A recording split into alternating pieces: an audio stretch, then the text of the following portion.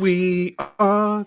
Hey, what's good? What's good? What's good? Y'all know what it is. It's First Formation Morning Sports Talk. It's me, your boy Trey. You got my man Bishop. We got Cornelius Cole, CC, Sim, S.Y.M.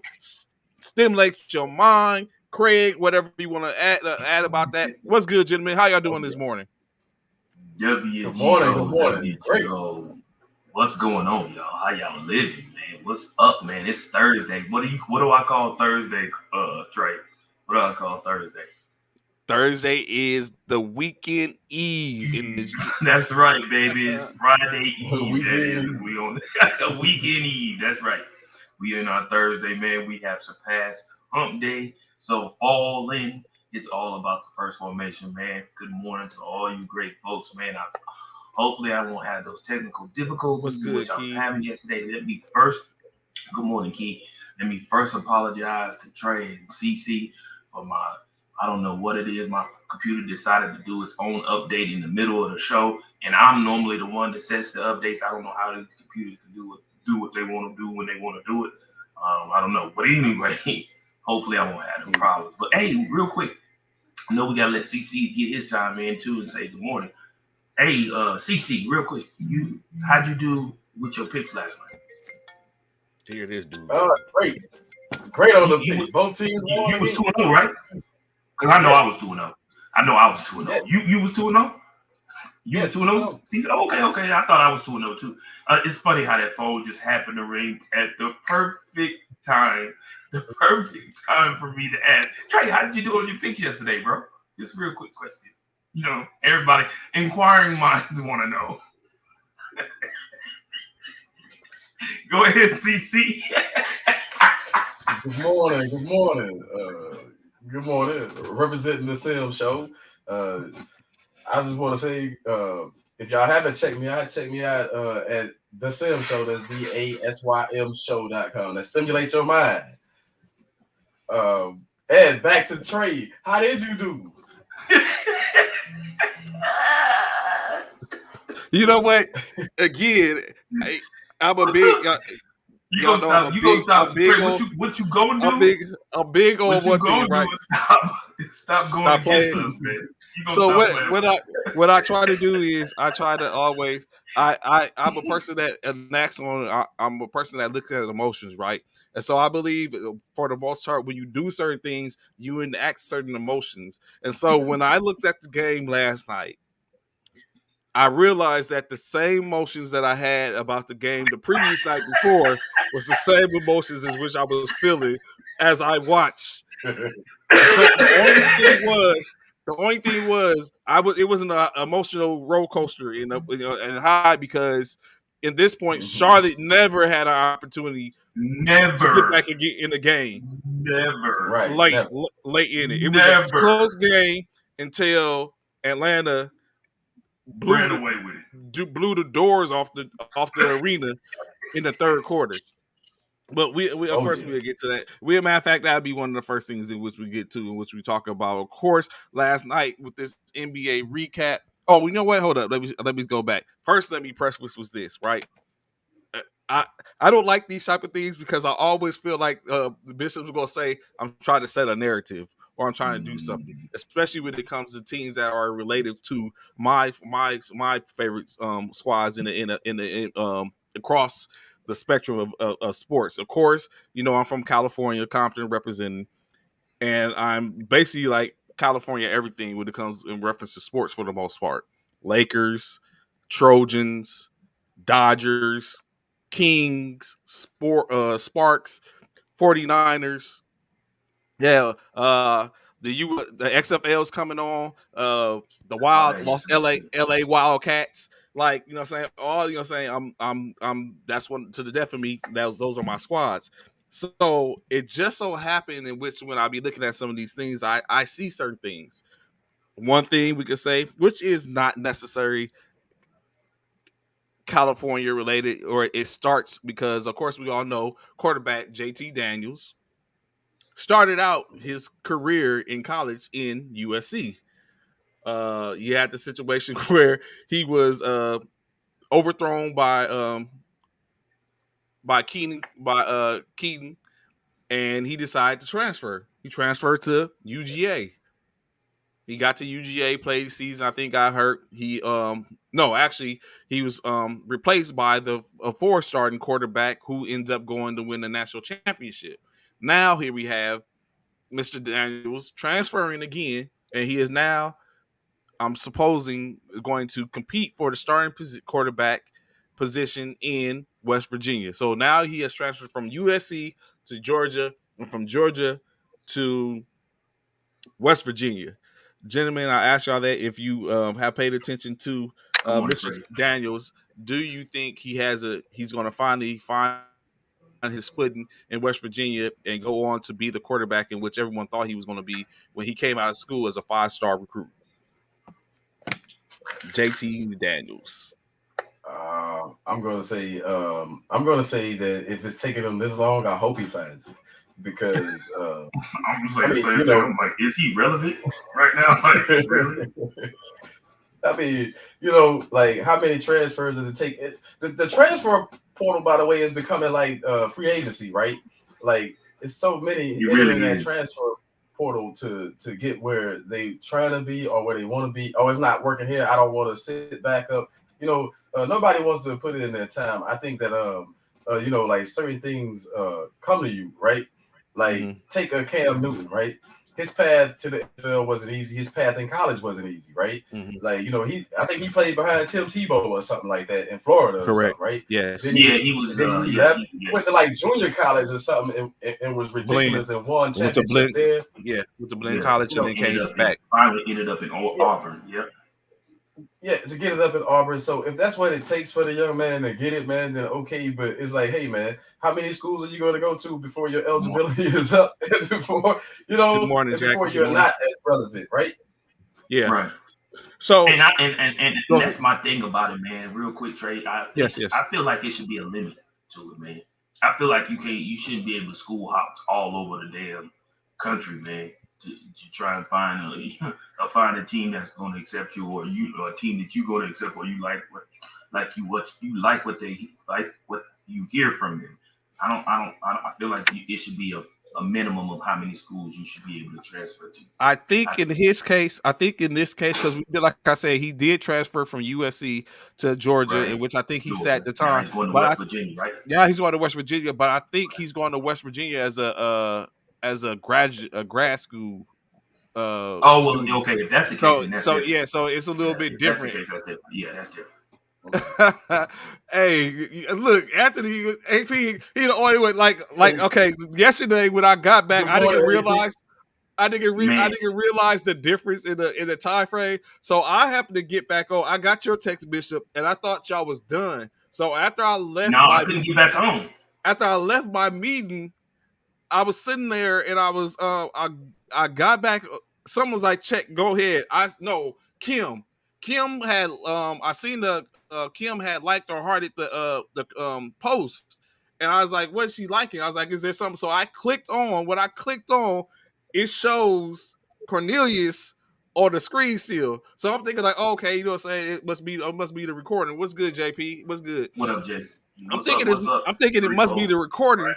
And so I look up, and as I'm clicking out of it in the corner of the eye, I look up and I see live. So I'm like, oh snap, he's still live. And so I jump back. I tried to jump back on, and I come back into the studio, but it has me as a visitor, so I can't get into the stream because I have to be let in. And so it got me sitting backstage. And so I'm trying to get on so I can get backstage. And then I end up finally figuring it out. I have to go another route, go log in. And then I come in. And then because I was on an elevator going down, and I'm talking to people about the situation. Bringing up the situation. And what happens is I didn't realize I was live. And so I finally figured out, I was like, oh snap. And so because Jackie was like, hey, can't you get Buddy to? I was like, by the time I get ready, I was like, I'm not gonna be able to. And then I was like, oh well, so but you know what I'm saying, shout out to Cornelius holding it down. I'm not sure what y'all talking. Like I said, man, I appreciate you, man. It kept kicking me off. And then the final time I tried to get back on, it wouldn't even let me back on. So I had to. I actually restarted the computer. The first time I came back on with CC to see if it would work, and it let it work for a minute, and then it kicked me right back off again. And I was like, man. And then to add insult to injury, I got to the meeting. And he's like, "Oh, Trey, we ain't even need you." Oh wow, what's going on? Good morning. Brad, Good morning. What's good, Dre? Dre? What's What's good? good? What's What's good? good? But What's good? yes, What's good? so back to So that. I Like, mean, but yeah, yeah, yeah. So if I'm sure he did. He held it down. When we appreciate CC for holding it down for us, man. No doubt, no doubt. But yeah, if that's the case on why JT Daniels is going to West Virginia, then yeah, I don't have a problem with that. He's going to work. I think it's because of the transfer. But again, yeah. but it brings up Cornelius brings up a good No point. problem, Freddie. We had problems yesterday.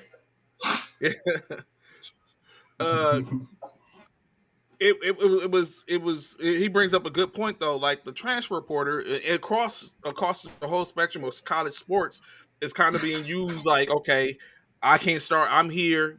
I think a lot of Eagles are getting bruised as well because it's like, okay, I'm here. I was a starter. Mhm. This other cat comes in. Let's not saying let's take a Oh, let's just not go, let's not just go ahead, let's not just go omit ahead and say it. let's not omit Just go Rattler ahead and say it. This is what Rattler he tried to say, CC. He's talking Rattler. about Spencer Rattler. He's Let's talking not about omit Spencer Rattler. Spencer This Rattler. is what he's trying to say. See, I don't hear no boom. yeah, because he's no longer a Soon Sooner. Because he's no now. longer a Sooner, dog. Because he's no longer a Sooner. He carries his butt over there to South Carolina and do what you do. He's no longer a Sooner. He went to a weak conference. Yeah, going over He's there. still in He ain't no he's Sooner. still in the SEC. What are you talking about? The Carolina shouldn't even be in the SEC. Right, I forgot right. they in the SEC. Is Carolina? I thought they was in the ACC. No, they're in the SEC. SEC, Oh, well then, the Gamecocks. The Gamecocks. Yeah. Okay. SEC. I thought he was. Yeah, I don't know why I thought they was ACC. But either way, they shouldn't be in there. They ain't like He they left doing the nothing. Big Ten to go to the SEC. He You probably mean is the like, Big 12? Big 12, yeah. Well, Big Yeah. Big 12. He's Yeah. see, that's how relevant they are, CC. Like Stop the it, Big 12. CC. But so CC. we're not gonna get this You know conversation he because out of California. this What's should out take there up at the whole the show Pac-12? You because don't do it. Don't you do it. he Don't believes. you do it. Don't Thank you you, do it. thank you, Lestad. Don't Thank you thank do it. He's out there in the Pac-12. Which more is more relevant, CC? The Pac-12 or the Big 12? I'll wait. Oh yeah, I got to go Big 12 on that one. Thank you. Thank you. Both you guys will be made a believer when the Pac. This dude is so happy. When CC, USC he is so happy is that holding Lincoln that Riley trophy is at the end out of there the at year. USC right now. He is so ecstatic, bro. He can't wait for the season to start. I can't. You actually so right. You actually believe that too, right? USC. Yes, I do. Yeah, you believe that? He truly believes that. He think USC is not good for anything. But when the last time they won a national championship? Don't worry, I'll wait. They haven't won what's this the year before they lost to Texas, which right? was that was our dynasty year. They don't produce Pete Carroll. Since Pete Carroll left y'all hanging and went to the pros. Yeah. Since Pete Carroll left. Yep. Pete Carroll. Yep. Yeah, he left that following year. Matter of fact, Trey, I'm glad you said that though, since we're on the subject. CC, check this out. This came out today. Let's see. It's okay. USC. Let's see. That's USC. okay. Let's see. USC. USC isn't in the top 10. USC. Ooh, hold on. Not USC ain't in the top 10. Who is in? And Pac-12 is in the top 10. Let's see. Hold on. It's coming back through again. It's scrolling. It's on the ticker. Let's see. Out of the Pac-12, who's in the top 10? Hold on. Let's see. I'll wait. It's okay. CC, you see somebody in there from the Pac-12 in that? So let's not act like. Let's not. And he just falling right on in. He only falling right on in too. So let's not act like USC does not get USC, let alone the Pac-12, gets disrespected. We're not going to act like USC. How did y'all get disrespected, Trey? How? We're not going to act. Get disrespected.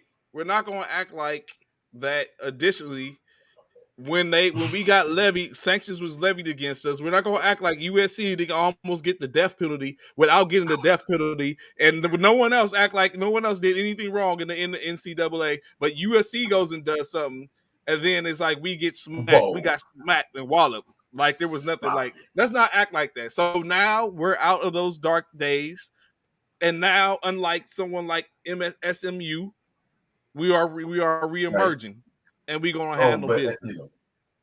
but look, USC. It remains to be seen if they're going to be dominant again or relevant again, even in the dominance. Make the top 10 first, and then we'll talk. that part, CC. That part. That part, CC.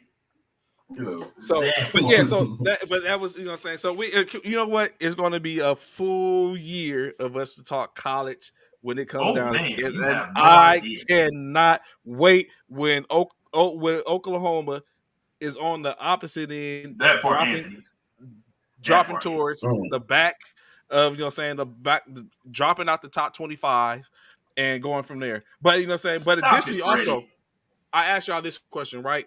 Additionally, last night, of course, in the MLB, Major League Baseball, the Los Angeles Dodgers were playing, and Clayton Kershaw, in the middle of a perfect game, got pulled in the 7th inning, and his backup, of course, never in the history of baseball has two pitchers been able to complete the perfect game, and of course, in grand fashion, it is still a record that has not been a feat that has not been reached yet. Gentlemen, as a pitcher, let's go there first. As a pitcher, are you with being pulled in the middle of your perfect game? In the middle of your perfect game candidacy, and not to mention he has never won a perfect game. Are y'all? 10 years ago, I would have said, Leave him no, in. don't pull the pitcher, leave them in. But man, the way they crack like glass today, the way things break on them and they break down, it's like you got to look at the overall picture. Hasn't he been hurt a while? He's just coming back, getting back into that shape. And I think. But I know from a pitcher, he probably was like, "Hey, let me pitch." But as a manager, you have to do what you have to do to protect your players, sometimes even from themselves. That's a good. I wouldn't have thought of looking at it that way, CC. At me though, I'm gonna put myself in. I'm gonna put myself in the position of the pitcher. If I'm that close, bro, to pitching a perfect game, I don't know if I would talking about probably be highly upset. 6 outs. He's 6 outs away. I would probably be highly upset because that's a huge feat. Everybody can't do that, man. Everybody can't pitch a perfect game. And yeah, you about to rob me of that. Not saying I would have done it, but I have the possibility. That's like somebody calling a timeout. That's like somebody calling a timeout on your team as you shooting a 3-pointer to break the 3-point record for most threes in the game. Like you're gonna be highly upset, bro. And then it goes in as you're shooting it, it goes in. You're gonna be highly upset. And that's how I feel. I totally understand where CC's coming from as a coach. I guess I would have to look at it totally different. The thing of the matter is, when it comes to stuff like that, and I still stand by what I said, but also at the same token, I have to look at it as a coaching perspective. It's a long season. We know baseball play more games than any other sport out there. You know what I'm saying? We know baseball is a long season. So, did the coaches even say why he actually did that? I think it was preservation. I when he started speaking about it, I had left out and I didn't read back up on it because I got caught up in looking at other stuff. But I presume that that's what he was trying to preserve. I mean, like you said, it's a long season. He might have started to look a little fatigued, but I mean, he was cooking. You got 13 strikeouts. Like he's in his bag at this point. Like 6 outs. We're talking about 6 outs, and there's a break in between the 6 outs. Like let him cook, let him get it. But it didn't happen. No. And his relief gave up the perfect game. Right. And like you said, we're talking about Clayton Kershaw. Like he's a Hall of Famer at the end of the day. Right. But he doesn't have a perfect game to his resume, and that was the closest he has been. And they took it from him. Yeah. That's hard. That For me, man, I'm gonna be honest. That's a hard pill to swallow, bro. Especially as a pitcher. I mean, that's Yeah, a for the hard pill to pitcher. swallow. Yeah, that's a hard. Robbed him of greatness, major athlete. Yeah, And you know what? Yesterday, that's of a course, hard was pill to swallow. Leo's birthday. So just because it was Leo's birthday yesterday, we'll But give we'll let him rock with the saying them LSU don't let Tigers. him do that. Here he comes with that. LSU, okay, Go Tigers, man. Don't okay, start that, Leo. LSU. Don't come in with, yeah, don't do that. But All yeah, right, so of course, LSU. yeah. Y'all in the slump, Leo. Y'all in the slump, bro. Y'all in the slump. And you think about it, just like that, if LSU win that national championship because of the transfer for portal? Pretty much. Of who? Joe Burrow, he transferred from Ohio State to go to LSU, and that year they won a Did he? championship. Yeah. I didn't know that. Yeah, Mm-hmm. pretty much. He came from his home state of Ohio, right? Mm-hmm. Oh, Um, really? He wasn't getting the And matter of that's fact. why he's so happy to be in Cincinnati. Who that Got it. appreciate. So that's what ended up happening. He basically transferred. He was behind Dwayne Haskins, was he not? Yeah, yeah, must it was had to be. Haskins.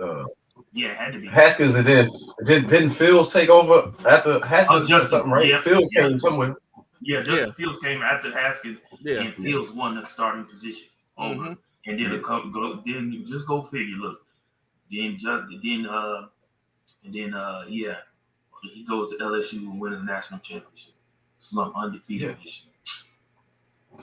Man, Mm. y'all still. Hey, since Joey gone, man, y'all looking like hot garbage right now. The Tigers, but I love a Tiger, man. I love a Tiger. I do. I love a Tiger. You're the Tiger, baby. You're the Yeah, Tiger. let's go. You're the Tiger. I love it, but y'all not finna do none of this shit. Don't get excited. Don't get Yeah, that's how you know. excited. Yeah, and and what is it, Japanese or what is it, Korean, Japanese, Chinese. like Chinese? That's it, Chinese. Chinese, yeah. Mhm. So of course, like we said, getting back to what these guys was talking about before, when we was just getting on earlier. Last night, of course, the Charlotte Hornets faced off against the Mm, Atlanta Falcons. Correction, Atlanta mm, Hawks in what was the first of the elimination games for the play-in, in which all three of us chose a team. Two of the three of us mm-hmm. Which one? was Hey, y'all remember? incorrect. See, you remember that show? I think it was what was that show? Not Mickey Mouse Club, Sesame Street. Remember Sesame Street, and they used to say one of these kids is doing their own thing. One of these kids are not the same. Two of these kids is doing their own thing. Now it's time to play our game. we know somebody up here on this panel is not the same, bro. I'm just saying. Oh But go yeah, ahead, Trey. You somebody get it, not bro. the Yeah. same. My bad, Trey. My bad. Go ahead. My fault, sir. My fault. So of course, like you Here said, come the pages. so of course, as we stated, on the court as well, one of those teams is not doing the same in the third quarter. In the third quarter, the Atlanta Hawks were able to outscore the Charlotte Hornets 42-24, which led to like you say, kicking the doors. In the words of Biggie, waving the fofo. All you heard was Trey, don't hit me no more. Right. As Trey Young finished 24 points, 3 rebounds, 11 assists, 22 points from DeAndre Hunter, who was really the hot man. They act like he was on the floor as a ghost, like 6-man type stuff, and just knock it down. 22.7 rebounds, 2 assists, 18 points, 3 rebounds, 2 assists from Denali Gallinari. 13 points, respectively, apiece from Bodan Bogdanovic and Huerter. As like I said, Atlanta Hawks knocked off the Hornets. Their leading scorer, of course, Lonzo Ball's 26 points, 5 rebounds, 8 assists, 21 points, 4 rebounds, 3 assists from Terry Rozier, 17 points from PJ Washington, 12 from Miles Bridges, but it just wasn't enough. Gentlemen, as y'all watched the game and y'all watched the output in the third quarter, did you be like, was it like, okay, I can rest easy now because I mean they won by, they won by 29 in the elimination game. Like you could have tripped or anything like that, or you could have did like Miles Bridges and we get to later on and just be like, yo, we ain't finna win this game. I'm finna exit. I'm finna get out this game and going about it way. So what y'all think about the game? CC. For me, it was the shooting of the Charlotte Hornets, man. The poor shots and then the turning the ball over in that game. I think Lonzo was like 7 for 25, man. I mean, I mean not Lonzo, excuse me. LaMelo was 7 for 25, and then you see what's his name? Rozier was like 8 for 22. The shooting was just awful.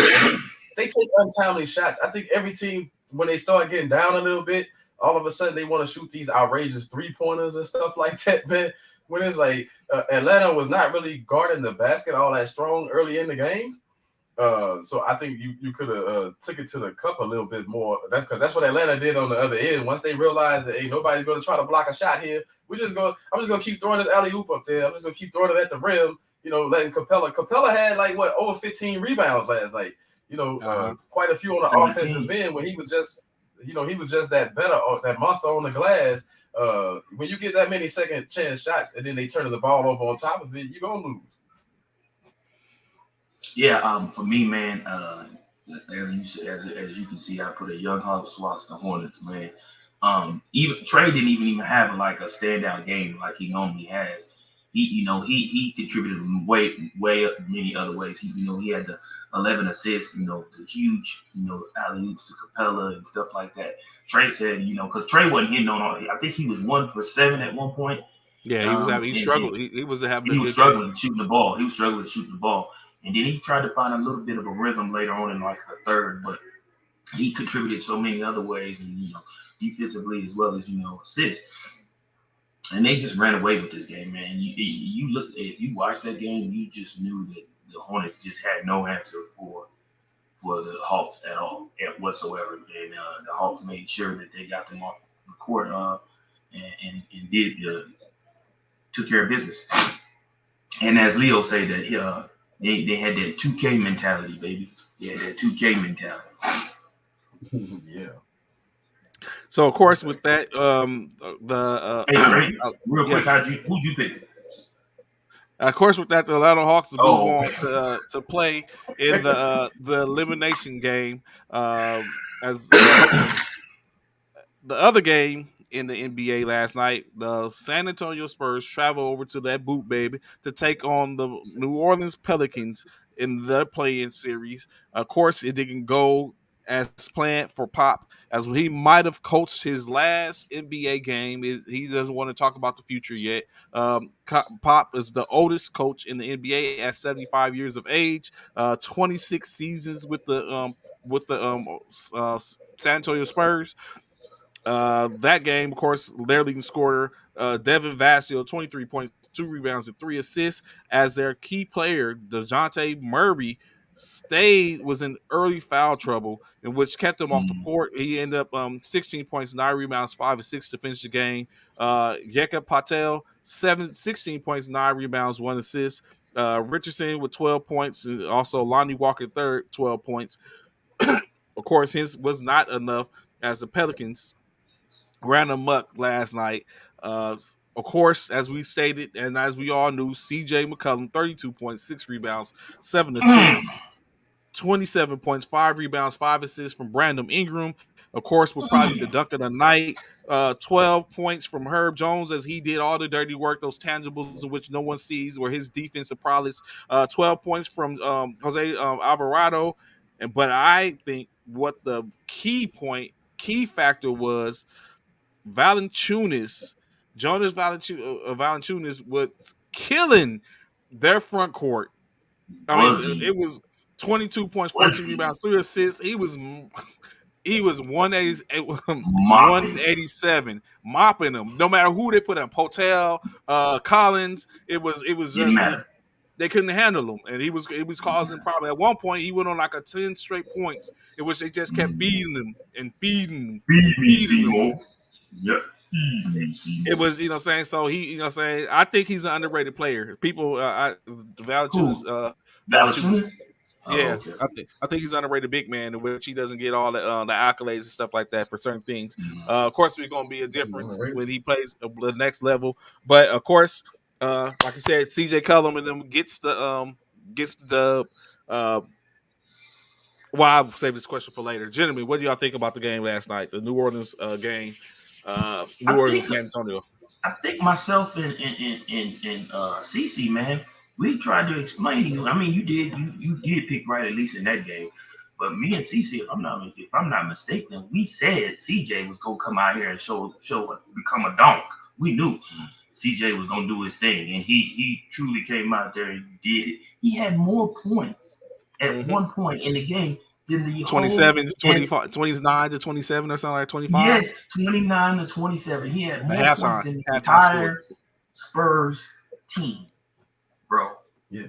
Bro, CJ is that dude. Like people don't know, CJ is the humble assassin. Cause you don't hear much from CJ. CJ good out there. He's like the Kawhi Jr., Kawhi Leonard Jr. He's humble. You don't hear much from him. He go out there, he play ball, he go on. And CJ did his thing. CC? Yeah, I think like what Bishop just said, we did tell you yesterday that it'll be all about CJ McCollum. I like Brandon Ingram; he stepped up, He did and too. that Valanciunas, man, like man, I don't know, it reminded me of like what he did. Reminded me of what San Antonio used to do to teams with the Tim Duncan and stuff like that, man. But the Tim Played Duncans and fundamentally. the Admiral, yep. Yeah, he was so fundamentally sound on those guys, man. I mean, it was the fundamentals for me. Like I knew he was pretty good, from his time. I think he played in Toronto. He was pretty good, but I think last night showed that he can ball with the. I'm not going to say the elite players, but I'm going to say with the best of the best out there as far as a big man playing. Mm-hmm. And if they stay with that mentality, they might sneak in. Mm-hmm.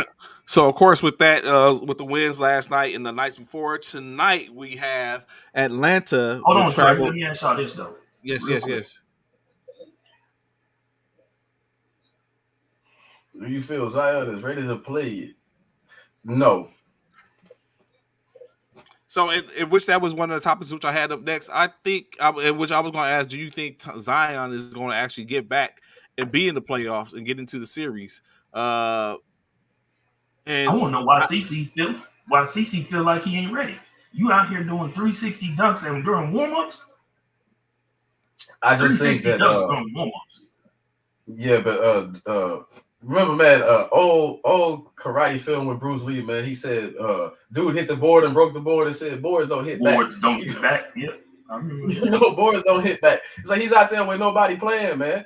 It's just him But out aren't there. we looking at the strength of his legs and stuff like that? I get what you're saying, CC, in regards to anybody can dunk the ball with no one in the paint, stuff like that. I get it, but we're looking at his physicality right now being at exactly that point. Like with his physicality being able to do that, and you're sitting on the sideline, like at least I feel like, in my opinion, CC, let's try and work him back in and see.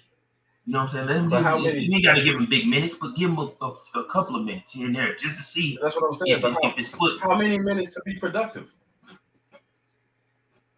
I mean, I don't know. I don't know. So I think it would be seen as something sort of like, let's take Tiger Woods for instance, like during the Masters, he started out, he did enough to get him into the game, into the next round to make the first cut, but of course you see what happened after the first cut. He went from shooting a 1 under par to shooting 13 over par. So so I think in the series, the Gruden series, a 7-game series, or however, whether they go 7 games, a gentleman sweep, a sweep, or however, whichever way it plays out, I think that is what you have to look at. And I wonder if he's going to be able to hold that, like you said, a 1 game, you know what I'm saying, or if he goes down a couple we know he's going to be minute restricted because you have to take into Right. consideration his conditioning for the most part. He's been away for almost 2 years almost, or maybe a little less than that. So his conditioning comes into play. Um, like the game, like y'all was just saying, nothing could account for game speed. You could be on a treadmill all day. You could be in 5-on-5 all days until you get into that game and you up and down that court and you bang it against somebody that has everything to lose at this point. As far as Exactly. their as far as it goes, I think it's going to make a difference. So I think that would be the question in which which you're asking, and I don't think he's ready for that necessarily. Of course, he's a professional and you expect certain things of Paid as a professionals. professional. Yeah, so you expect like, bro, you got to get ready. You should be doing everything in your power within your parameters to be ready. So if we tap you on your shoulder and you say you're ready to go, you can go. And I would think, and it came up like CC was just talking about with the Valanciunas. Do they become a more potent team with a Zion Williamson or even a 70% Zion? Good Does that in question. the CJ McCollum and Brandon Ingram, Valanciunas, Zion, I think Hayes, they like do. Right. They become. I feel like they become a better team, Trey. But not only that, I mean, I'm sure both of y'all are athletes. I played with you before, Trey, on the field and stuff like that on the court. Um, and I know. Excuse me. I can only speak of myself in this regard, though. But I'm hoping y'all can relate. When it comes down to it, I know me when I played football or basketball, any sport in which I played, and I was injured and I couldn't, or yeah, and I was unable to, participate in the sport at the time, but I was still there. It was hard to keep me on the sidelines. It was very hard to keep me on the sideline. So me as a player, I would think Zion as a player who's getting paid to play this game would be one of the first people would be like, man, look, let me, work me in, coach, work me in. I feel, and this is not just even just to the Zion, this is to Ben as well. Like, if you feel like you're ready, and don't get me wrong, I know coaches has a huge say so when a player comes back from an injury. Get that, but at the same token, man, if me, I would be all in the coach's ear. Look, coach, man, you seen what I'm doing in warm ups. I understand I'm time limited, but can I get that time limited time, chance? You know what I'm saying? That's just me. The hunger for the game, the you know the want to be out there with your teammates, the fact that you're all in the playing and trying to get to the playoffs. You know what I'm saying? That part would ignite me as a player to want to get out there and play the game. You know what I'm saying? That's just me. I don't know what y'all think, CC Trey. But I'm going to ask this question: do y'all think that what Zion has shown that he can just come and be acclimated into the team after not playing with them and not mess up the team chemistry and all that stuff right now? I mean, I'm gonna steal a line from Steve Kerr right now and say I want to see him scrimmage first. You know what I'm saying? Like running full practices with his team, like those Right. are the things. You know what I'm saying? Right. You know, Right. But as a coach, though, CC, I'm gonna ask you this: as a coach, CC, you see Zion doing that at warm up. You're the coach for the Pelicans. You see Zion doing what he's doing during warm ups. This ain't the first time you've seen it. This is like second, maybe even third time. We know of 2 times because it's been shown on TV. But I don't. oh yeah. Who's to say how many times he's done it while he's been warming up or at practice or whatever? How do you feel as a coach seeing one of your so-called star players being able to do that? Again, I understand what you were saying earlier, CC, about ain't no players on the court. But as a coach, how do you feel about seeing that your star player being able to do that during warmups? I mean, but as a coach, you have to look at it the same way you would look at every player, right? Like, man, what is the conditioning like? I mean, I get it, you warming up and stuff, but man, you got to figure, you running 94 feet consistently. How's that gonna feel the first time someone accidentally steps on it? Things like that. You have to take all that stuff into consideration. That it could be some accidental contact out there to that foot, man. So a few dunks here and there in a slow, like in a warm up, is not going to tell you what you're going to get. I mean, right now, the next game is against the Clippers to get in this play in, correct? I mean, to get in the playoffs, correct? Mm-hmm. Would you trust that? Would you put him in right now as the coach? Bishop, if you were the coach right now, if you were Willie Green right now, would you say Zion, let's go? To be honest, CC, I'm gonna be honest with you. I would do like you said in regards to what Steve Nash said. How let me see how he's doing in practice. If he's doing, if he can get me a substantial amount of time in practice where I can see he's not extremely fatigued, I can see he can get up and down the court, then yeah, I would play him a bit of limited time. Yes, I would. I would put him on the court because again, this is my issue. Why don't we see this? And maybe y'all can correct me, Trey or CC, but why don't we see what we see in football? In football, and when I'm talking about it, then with football, we see a lot of coaches, or we hear about a lot of coaches. Let me put that in air parentheses. We hear about a lot of coaches looking at players to continue to play through injuries. You know, we heard that with AB. We heard that with a few other players. I think Baker Mayfield, a few other players that the coaches want these players to play through injuries in the NFL. However, we don't hear that as much of coaches wanting players to play through injuries in in the NBA. So me, like Trey loves to say, you getting paid all this money to sit on my bench, but you out here doing 360 dunks doing warm up, bro. You can give me a minute or two a game, bro. You can give me a minute or two, bro. In my opinion, that's just I mean, me I though. get it. That's just me though. I mean, as a fan, you want to see what the so-called best products that you have to offer have, Mhm. but it is a business also, and you have to Right. look at it like nowadays. Basketball more so shows you that the individuals are more into their brand building and long trying to last as long or preserve themselves for whatever reason. Uh, I think that's where I stray with the opinions of the players and even the coaches nowadays. Whereas, like, I agree with you. Like, I love the NFL because of that, because these guys have to go get it, but they don't have as much guaranteed money as these NBA contracts as well. You have to keep that in mind. Mhm. So, a lot of the NFL contracts are incentive laden, so they have to go out there and play. If you want to you want to reach certain milestones and stuff, you have to play. Whereas, like in the NBA, it's becoming a culture where, oh, we're waiting for this, we're waiting for that, we want to see what they have. But then it's like I think they all take it for granted that these players are going to be around a long time and that injuries won't happen at any time sometimes because it's more about the brand. No doubt they're trying to keep Zion ready to fill seats next season and the seasons after that, right? Right. So Right. sacrificing him for a play in right now probably wouldn't be their best move. Mm. And as long, so you looking at it as long term, and I totally get it. I completely understand where you're coming from. Applewhite, to answer your question, who do you want, Zion or Ben Simmons? Because wow, they both have big disappointments. Me personally, I'm gonna be honest. Even though I'm a Nets fan, I feel like I'm taking Zion over Ben, and this is why. When it comes to mental health issues, that's a whole different animal. And if a Right. person isn't mentally uh, ready to play the game, it's way more difficult for them to come back than a person with an injury. Now we do know Ben has back injuries as well, back spasms, having back issues.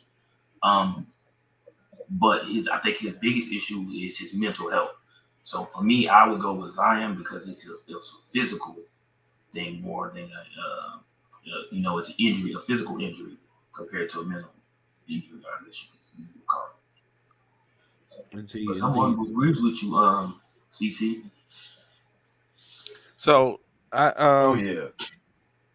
and which in all y'all both bring up good points in which it's just, and it comes down to what Cornelius just said is over, you have to look as a coach, GM, or whatever case like that, or the organization has to look at it like long term. What are we trying to do? If we're trying to win now, if we're trying to sell tickets and stuff like that, putting him in during a playoff series is going to be great. If you're looking at long term, then you continue to let him sit, and if he's able to come back during the series, then you insert him. It's going to be the same thing, in which, unless the series already lost, and of course there's no use in wasting time. Let them go ahead on. So it's all But I subjective think at that's the the point. thing, though, Trey. The fact of the matter that the Pelicans are still in it, That's why I feel like you have to somewhat take a little bit of an opportunity to allow him to come in and play. If they weren't in it or anything, or it was still in the season, I'd be like, nah, or they wasn't going, they wasn't in the playoff, or we knew they wasn't going to make it into the playoffs. Yeah, no, wait for And them. I think that's what this is when you look at it, because technically they still have one more game to play. Right, As we know that saying they get ready to play. They face off Cleveland. Clippers. Yeah, the Cleveland, Atlanta, Cleveland will play host to the Atlanta Hawks coming in to play them, and then of course the Los Angeles Clippers play host to uh, the aforementioned New Orleans Pelicans. So in this case, it's like, is it worth that one game? Do a But okay, to but Trey, play but him? say if you say, and this is for you and CC, say the Pelicans do win, Hmm. they get deep into the playoffs. Do you still allow them to sit? Say they get past the first round. No, Say they I get mean, past the if Clippers. he's Say they able, get past the first round. if they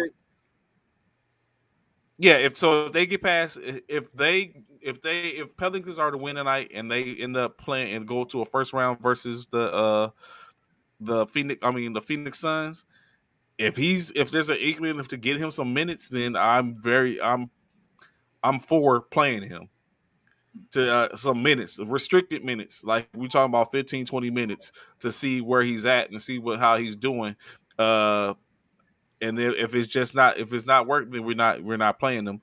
But like you said, it makes a difference, because when you're talking about, and Cornelius pointed it out, uh, where he's talking about the salaries and the difference in the guaranteed and the not guaranteed, but also not to mention in the with the NBA or the a player NBA player or a NFL player, there's a week, so there's recovery time for those players before their next game. As the NBA, your next game might be tomorrow.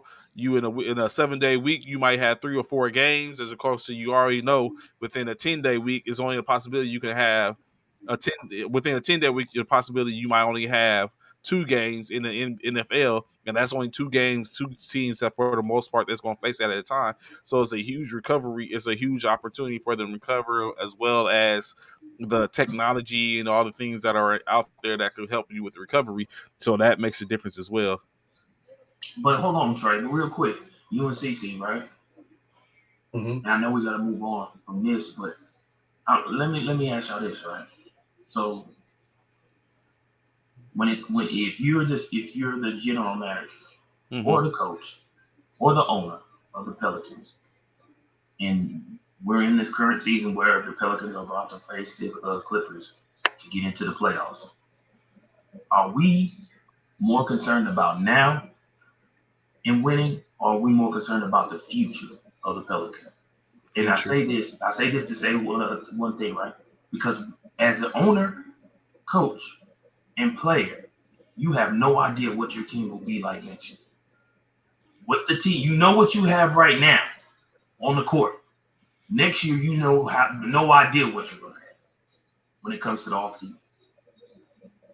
So do you play to win now, or do you sit and let things just play out and see where it goes in the future with hopes of an upside?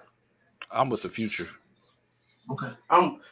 I'm with the future because right now, I mean, how far do you? I mean, let's be realistic. How far do you think you're gonna go winning like 34 games or something? Like that low below 500 for real, for real. Like you have a slight chance there because anything can happen. But realistically, like where are you really gonna go? Like even if you beat the Clippers, what's the likelihood that no matter what lineup you put out there, It will be you're gonna beat Phoenix. the Suns? I mean, what are is anybody going to take the Pelicans over the Suns? I mean, I have to play for the future in that respect. Like, you're not going to But go far. it's crazy you say that though, CC. But even last night, I think it was Barkley and all them was like, man, don't sleep on the Pelicans. There are some analysts that feel like the Pelicans and CJ and Ingram, they feel like they are a team that could be a force to be reckoned with. And this is without Zion. So imagine we're talking about a team who hasn't faced the Phoenix Suns with with their key players. We're talking about now where if you add Zion to the fold, I get it, he's a limited time, we get it. But if you add Zion to the fold, excuse me, against a Phoenix Sun team, it could be a difference maker in that whole series. Because now Phoenix is not playing a team that they played with Zion on the floor. Now they're playing a whole other team when you add Zion to the mix. There's a whole different dynamic now when it comes to now trying to strategize versus Pelicans when you was now mainly focused on Ingram and CJ, but now you've added Zion back to the lineup. Oh, now we got to focus on CJ Ingram and Zion and Valanciunas. So I'm just that's just me, man. That's just me. But I know we got to move on.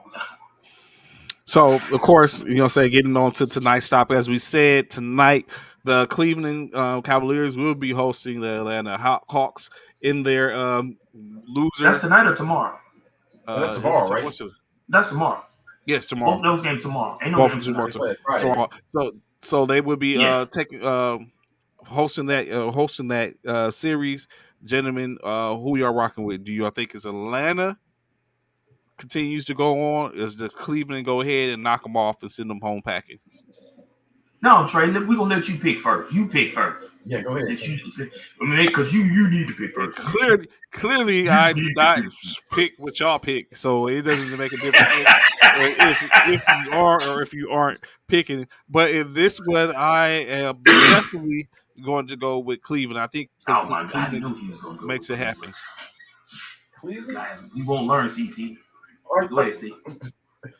Trey, I just got to ask, what's your reasoning behind that? So this is what I think. Right? We just had a situation. In which Cleveland fell behind with Brooklyn against Brooklyn. Let's keep it real. Brooklyn has more firepower than Atlanta does. So in that case, Brooklyn was more of a test for Cleveland. So I got some time to take a look and see. I just think that Atlanta is not going to have enough to. I don't think Atlanta is going to have an opportunity to do what they did to Charlotte. At the end of the day, I don't foresee it. I'm going with Atlanta. I'm just going to put that out there. I think Atlanta. Man, did you see the ball movement? Did you see? I'm just saying. Did you see? They got on a roll. I think that if you come and play like that, like where you get on this roll where everybody's in sync, the rhythm of the team, man, that ball movement was crisp. It was hard for defenders to keep up. And what I saw from Cleveland the other night, like they have problems. They have problems stopping you. Like they have problems staying in front of people. So that's going to be a problem. And then don't let Trey get hot. Remember, Trae Young was not even hot. So that part, he's bound to have a game where he's hot. That part. I gotta agree with CC, man. I'm going with Ice Trae and boom soon. I gotta go with Trae, man. Like CC said, man. The Hawks won convincingly last night against the Hornets, and like you say, Trae didn't even go off. Yeah, he was leading scorer, but he didn't go off. We know what Trae can do. And he didn't go off. He had a mediocre night. So just imagine, it's coming. Like CC said, it's coming. And Cavaliers, it's coming next year, maybe. No. The Cavaliers about to be witness to it. Cavaliers are about to be a witness to Ice Trae getting straight icy on them on their own court. I am picking the Atlanta Hawks. Darius Garland is going to be a problem for Trae Young tomorrow. Okay. We gonna see it. The only time we'll tell. Okay. So Trae. Okay. No, go ahead, CC. Well, because I was okay, Trey. So for you, Anthony, both right there. For you and Mr. Price, both right there. As far as like saying that the matchup would be different, and you said that Darius Garland is going to do Trey, which is that would be no surprise. We know Trey has his liabilities on the defensive end, basically because of height and size, right? So that's not Right. going to be a big deal. But who else you got? I mean, I'm looking at Gallinari. I'm looking at what's his name, Bogdanovich. Man, those Bogdanovich guys is can going to be a shoot. problem. Bogdanovich is going to Those be a guys can problem. shoot. Gallinari will show up here and there. You still got Huerter, you got and then you got Hunter. But they're without Collins. They're without Lou Will. Like I think they have liabilities. When you look at Cleveland, you got potentially the rookie of the year, Evan Mobley. You have Mobley, yeah. you still have Mark Cannon. You said who could be a problem if he so you for the most part he's better than Gallinari in my opinion. So then you still have what's his name Kevin Love. He still calls it gets his Stop it. buckets. You could have stopped. You could have stopped there. You could have stopped there. He still gets his. Don't break Kevin old. Don't break Kevin up in there, man. Leave Kevin where Kevin Love he still at. get his buckets. So it's going to be It's they the have same people. Kevin Love that allowed You got LeBron dunk all in his face. you It's the still same got Kevin that did. you still got Karis LeVert. Like I give they you have Karis. I give us issues. Karis. They have issues. They got problems on But their he's sideline streaky. too. Karis LeVert is streaky. He's streaky. So He's I just streaky. think that Oh yeah. Atlanta. I think Atlanta is more of a team in which that everyone's hoping if they catch fire, they continue. They're going to play. If they're on the streak, they're going to play. I don't think you need that. Cleveland, for the most part, was a dominant team throughout the first portion of the season until, of course, Mobley went down. Garland went down for a second, but Cleveland has been. I mean, they was a dominant team for a while until they lost those players, and that's not by chance. So I just think they were better than Atlanta, who is let's playing. Let's keep it real, playing out of an eight. And if this was the old format, we wouldn't even be talking about them. Right. I mean, right. Which AP right after Richard Applewhite is talking about. You saying if these teams were not good enough to make the playoffs, why were you having these playing tonight? Because that's something they decided a few years back. That Yeah, they, it's entertainment. It's the right, entertainment aspect. Yeah. right. It's almost like they kind of stole something from Right. the NCAA tournament in a way. You know what I'm saying? To have a playing tournament to get you to the playoffs. So they pretty much I mean, piggyback off the NCAA. Um, yeah. but yeah, I still feel like the Hawks are still gonna come out on top, man. Clinton Capella, like these boys, they hitting on all cylinders. I think they're gonna come out victorious tomorrow versus the Cavs. I think it's just going to boil down. For me, it's Nate McMillan, man. That team Mhm. seems to take on his character. They scrappy. They come out and play. I think he'll have them ready. I mean, I think he knows that they had a disappointing season, so I'm sure he's already in their ear that hey, we can't go from Eastern Conference Finals to this right here. So I'm pretty sure he gonna have the Hawks ready, man. You I agree. I totally agree. So, of course, the other game, the Los Angeles Clippers playing host to the New Orleans Pelicans, a hot streak in New Orleans Pelicans. Gentlemen, Clippers, know. Pelicans, who y'all got? We know you taking the Clippers because it's the LA team. Taking the Clippers. The hell you say? Um, I thought I thought you was Cali everything, bro. No. Um, You know um, I do not get down with the ops. this is a hard one, man. To be honest, for me, because the way PG3 be playing, man, yeah, man, PG13. I'm sorry, PG13. Man, oh George, like I said, he almost got him to get that win the other night. He really did alone, and they playing in LA. But CJ is a problem. CJ is a problem. That's hard for me to pick two road teams to win though. God, Um, go I'm ahead, going to CC. buck trend. I'm a buck trend here with Bishop, and I'm going with the Clippers. I'm going with the Clippers, and I'm taking the Clippers because of who else they have, the veteran experience over there.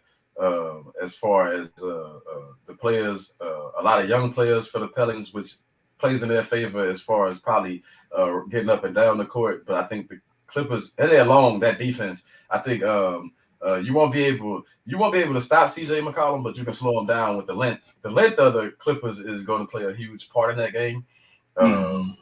I think playing Reggie Jackson at point guard, you still looking at a 6'4", 6'5" guy.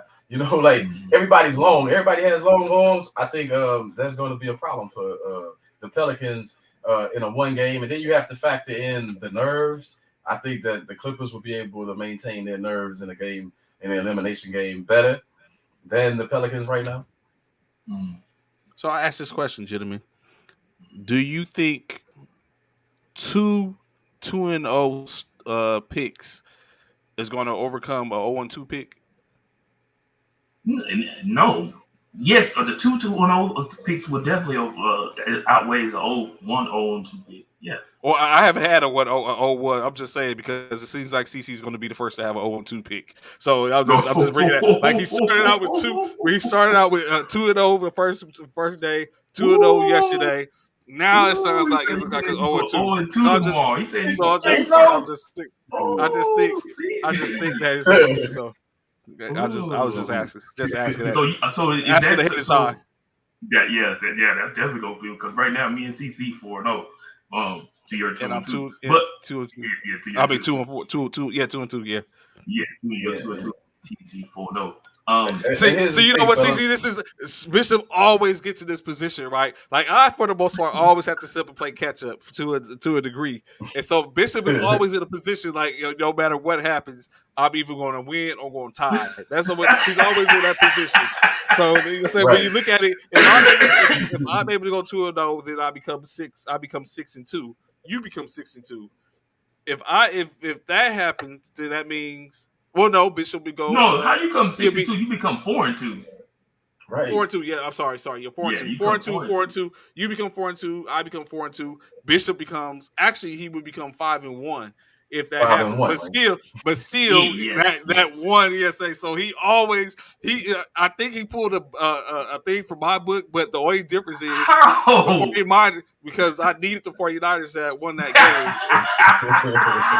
that was the turning point when Kushni's Tart dropped that damn interception. He will not let that down, CC. He will not let that down. That interception that could have changed the whole momentum of that game and changed the outcome of that game. He will not. Bishop to go. Thank you, Freddie. I appreciate you. He will not let that down about that interception. I am going to go with the Clippers too, man. I gotta go with the Clippers. Let's go! I gotta go with the Clippers. Let's go! I'm going with the Clippers at home, man. I think they can get it. I'm going with the Hawks. I can't go with 2 road teams to get a win on let's go. On this. I guess we all be 4-2. Let's go. So yeah, I'm taking the Clippers. So yeah, so Trey is either gonna be 0 for 2, or he's gonna be 2-0. And then me, I like them odds. Yeah. So yeah, I'm going with Clippers. Come on, PG-13. Let's go, baby. So I asked this question, right? As we know, it's getting closer to the season starting. The playoffs starting. Do you think, because there's two very prominent stars that potentially, although one is back and playing, are potentially going to be out of the first part of their series. Do you think Curry and Doncic's injuries heavily impact their team's playoffs? CC? Yes. I mean, how can you not? Especially with, I think more so first round. I think more so Luka than anything. Having to go against the Jazz. The Jazz are tough. Dallas outside of Luka. I mean, he's everything to that team, man. He's the leading scorer. He's up there in rebounds. He's up there in assists. I mean, he's everything for that team. So yeah, Luka's injury is going to be huge for them, right? And as far as Golden State, that's going to be huge. Anytime you don't have Steph Curry in your lineup, man, it's going to affect how you play. Even if he plays, like how much can he give you? Or is he risking more injury And Steph has played, not as many miles as some, but he's, like I think they missed the playoffs a couple of times, but you got to think, they've made some deep playoff runs, and he's been injured quite a few times, and he's not as young, right? Steph is what, 32, 33, something like that, Yeah, 30 he's something. getting up there. Yeah, Like he's not, he's not that young anymore, so that makes a huge difference for him as well. yeah, I totally agree with CC, man. Luca is definitely is Dallas Mavericks. He is that team. So him being out of the lineup is more detrimental to the Dallas Mavericks than Curry is, because of the fact, like I said, like CC said, Luca is that team. Whereas Curry, not being on Golden State or not being on the floor, even though they're sitting here, they've said yesterday and today that he's, they're working him in back into practice and stuff like that. So I don't see Steph being out too much longer. I feel like he'll be in sooner than later. He probably won't play his first game. They're looking at him this week to see if he'll play on Saturday. But it is a possibility of him playing against the Nuggets on Saturday. But yeah, like Cece said, how can you not have the best pure shooter probably in NBA history not on the floor and expect your team to win? Yeah, they play in Denver. And Denver is no slouch. But I feel like I feel like the Warriors would probably have a better chance of beating Denver without Steph than Dallas beating the Jazz without Luka. Okay.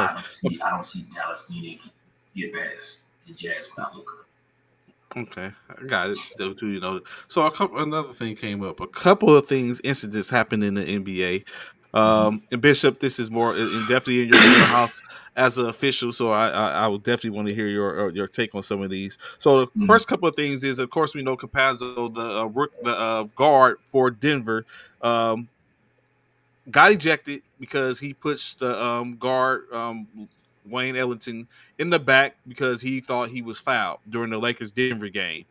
Campazzo got suspended for one game, which means he's not going to be available playing this weekend for the for the playoffs, the first game of the playoffs, as Oh, well it's a as playoff or is it just this game this weekend? Playoff too? because the Nuggets are in the playoffs, so they have to, their first game is going to be till Saturday or something like that. That's what I say. Yeah, Saturday. Yeah. So just the first game. Yeah. Just the one game. So Okay. he's out. But then then Wayne Ellington got a $20,000 fine because he told him, he went on Twitter and told him, when I see you, I'm putting my hands on you. On the ref? No, on Campazzo. Oh, okay, yeah. Oh, okay. Because remember, he pushed him. Right. Now I know what you're talking about. He shouldn't have got pushed. No one should have got pushed because it was a ticky-tack foul. He fell on his own, you know what I'm saying? But then he hit Wayne Ellington when Wayne Ellington wasn't even the person that fouled him. So, quote unquote. But Ellington was like, you know what I'm saying? He went to Twitter after the game was over and reached out and said, when I see you, I'm putting my hands on you. So he got fined. The NBA fined him for that. And then, of course, additionally, what happened was earlier in the week, Patrick Beverly was ejected from a game for talking to the refs, and he walked back towards the ref, and then you could read his lips talk about you're trash, and all this other type of stuff. He got fined $25,000 for those comments towards the ref. And of course, lastly, last night's game, Miles Bridges was ejected. Oh yeah, quick ejection, quick 2 T's, and then due to that, he was walking out. Of course, emotions ensued. There was a fan that was near the tunnel as he was walking out, was screaming at him, saying something to him. He tried to throw his mouthpiece at him, missed, and hit a young lady. Yeah. So of course we know there's a fine coming down for that. So I ask you, gentlemen, is all this necessary? Are these fines warranted?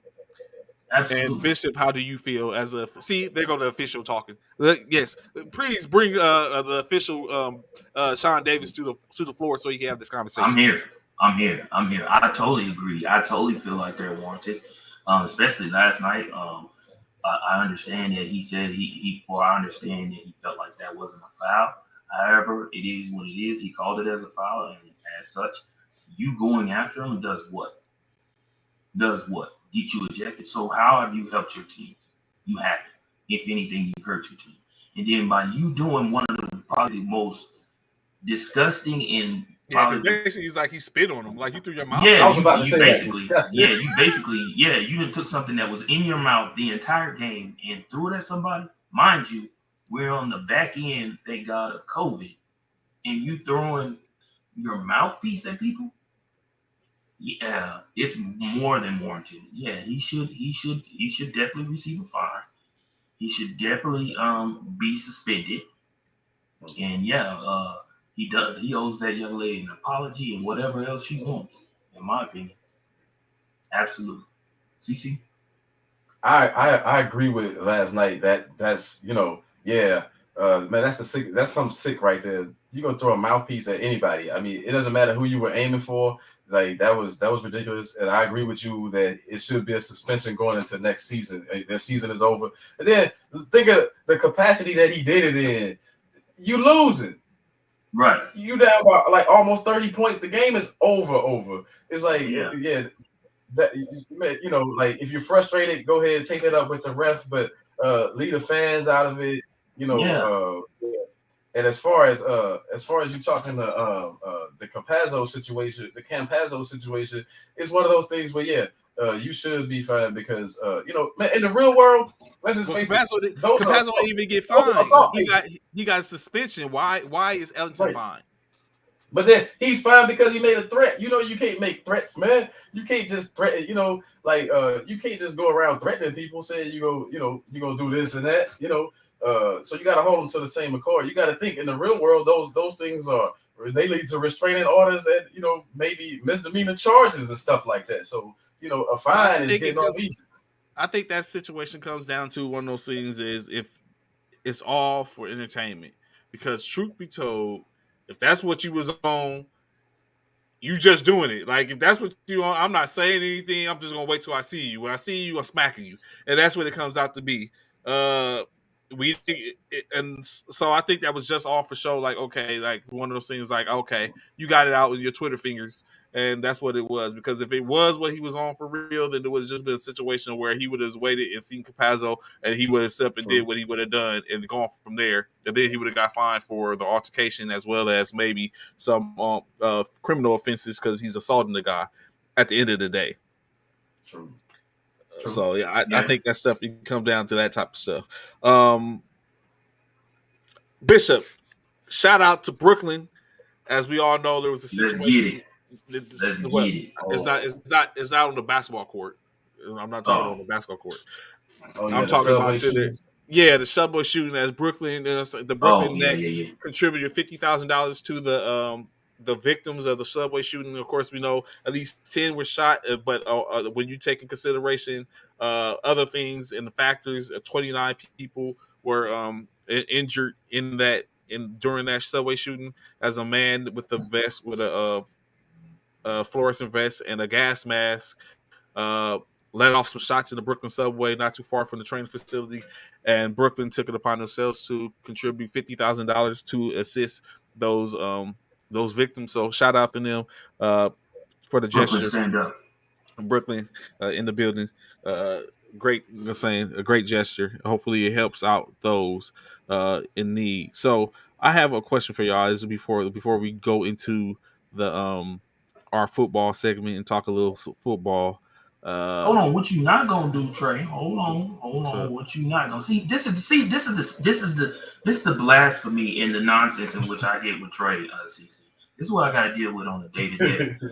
This these are things in which I know it's some bias because he when it's about LeBron and them Lakers, it's that all is a good this. question. I'm listening. When it's about the Lakers and LeBron, it's always he got all these um things about the Lakers. But when it comes to our teams and stuff like that, he don't want to bring up nothing. So here I it say comes right here. Yeah, let me send it down. Act like you can see me. Act like you ain't gonna play this. Oh damn! I thought I clicked it. Hold on, here it comes.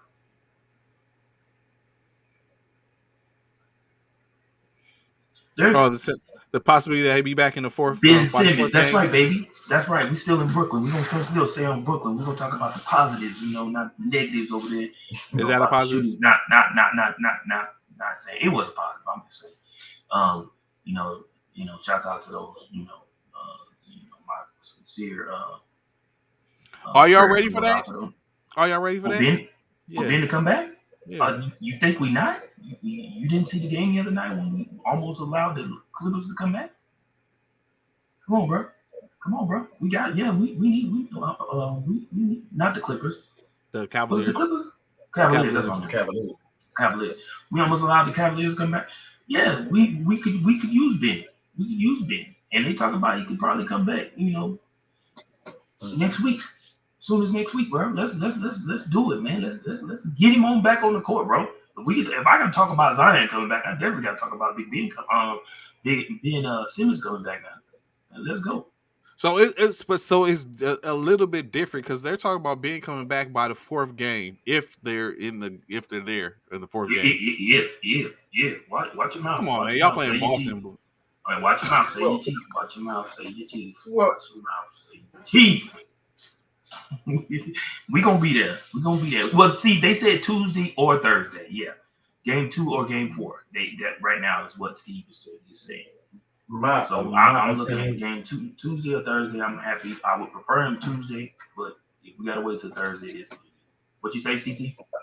I was gonna say you just said it yourself. As far as is he gonna be mentally ready to play? I mean, I'm not worried about him from a physical standpoint. I know what he can give you on defense. I know that he can be an extra ball handler and all that stuff. I know all the things he can give you, but is he gonna be mentally prepared to play? I mean, remember this is the playoffs. This is the playoffs where he went out last year. So is this is he ready for this? For me, I feel like, and I don't know Ben, and I don't know his mental status, but for me, I would think it would be somewhat of a help in regards to his mental stuff. Because now, once you're on the court, I don't feel like you're mentally thinking about whatever it is that's going on with you mentally. You're more focused on the game, and I feel like that would be more of a help than a hindrance because me, I don't know, but me, I would think sitting down on the court side, watching the game, feel like you're watching the game, but are you mentally paying attention to what's actually going on in the game, or are you still mentally dealing with what's going on with you in regards to your health? Whereas when you're on the court, you're in the court, you have to really mentally focus on the game. I would hope CC he's mentally prepared to get on the court, being that they're suggesting that he possibly could return by Tuesday, game 2, or Thursday, game 4. But I don't know. Yeah, I'm anxious to see what the young bro has though. Whenever he does, Me too. What he has on there. Right. Me too. And we need that defensive presence from Ben. We need that. That's what we're lacking when it comes to the Brooklyn Nets, is that defensive presence. And that's what he's there for. That's the thing. We don't need Ben for points. We don't need ISO from Ben. We don't need none of that. We just need him defensively. Come in, do what he does defensively, guard the most, point, guard the most, the biggest player on the squad at the time, which would probably either be, it would definitely be Tatum. I'm assuming. Yep. It would be Tatum. So, and then let the rest of the team focus on the other aspects. You need to come in and be that Dennis Rodman outside of the rebound part. Yep. I agree. Yep. It'll be good. Why do you feel like that? Why do you feel like that, AP? Dennis not going to help Brooklyn anytime soon. The chemistry will not be there. I disagree. You saying that is like saying a Harden and Embiid are not going to work, and it look like they working just fine. And how's that an insult? How do you feel starting Ben is an insult to anyone? How would that be an insult? And I wouldn't expect, to be honest with you, AP, I wouldn't expect Ben to start. I expect being that he's probably be a little limited because he's just like Zion, like CC said, he hasn't like Trey said, he hasn't played in over a year, almost like 10, 11 months that he hasn't played. So you definitely ain't fit to get him out there and have him starting and playing a full game. He's going to be limited in time. But if he can come in off the bench on a tired Jason Tatum and he's a fresh legs, oh, that'll be a problem, bro. That'll be a problem. I'm gonna be honest with you. That's just me. I know, Anthony. I know. When it comes to that boy, Whoa. well, Let's slide on the Cowboys. Whoa. I know, Anthony. I know. I get it. But yeah, Trey, I just wanted. I could not pass that up, man. Oh, that's no problem. No problem. So I quick thing, and I want y'all opinion on this. So I came across a meme or a graphic that talked about the all-time best Lakers. Now, who do you think they had on this roster for the? Listen, hear me out.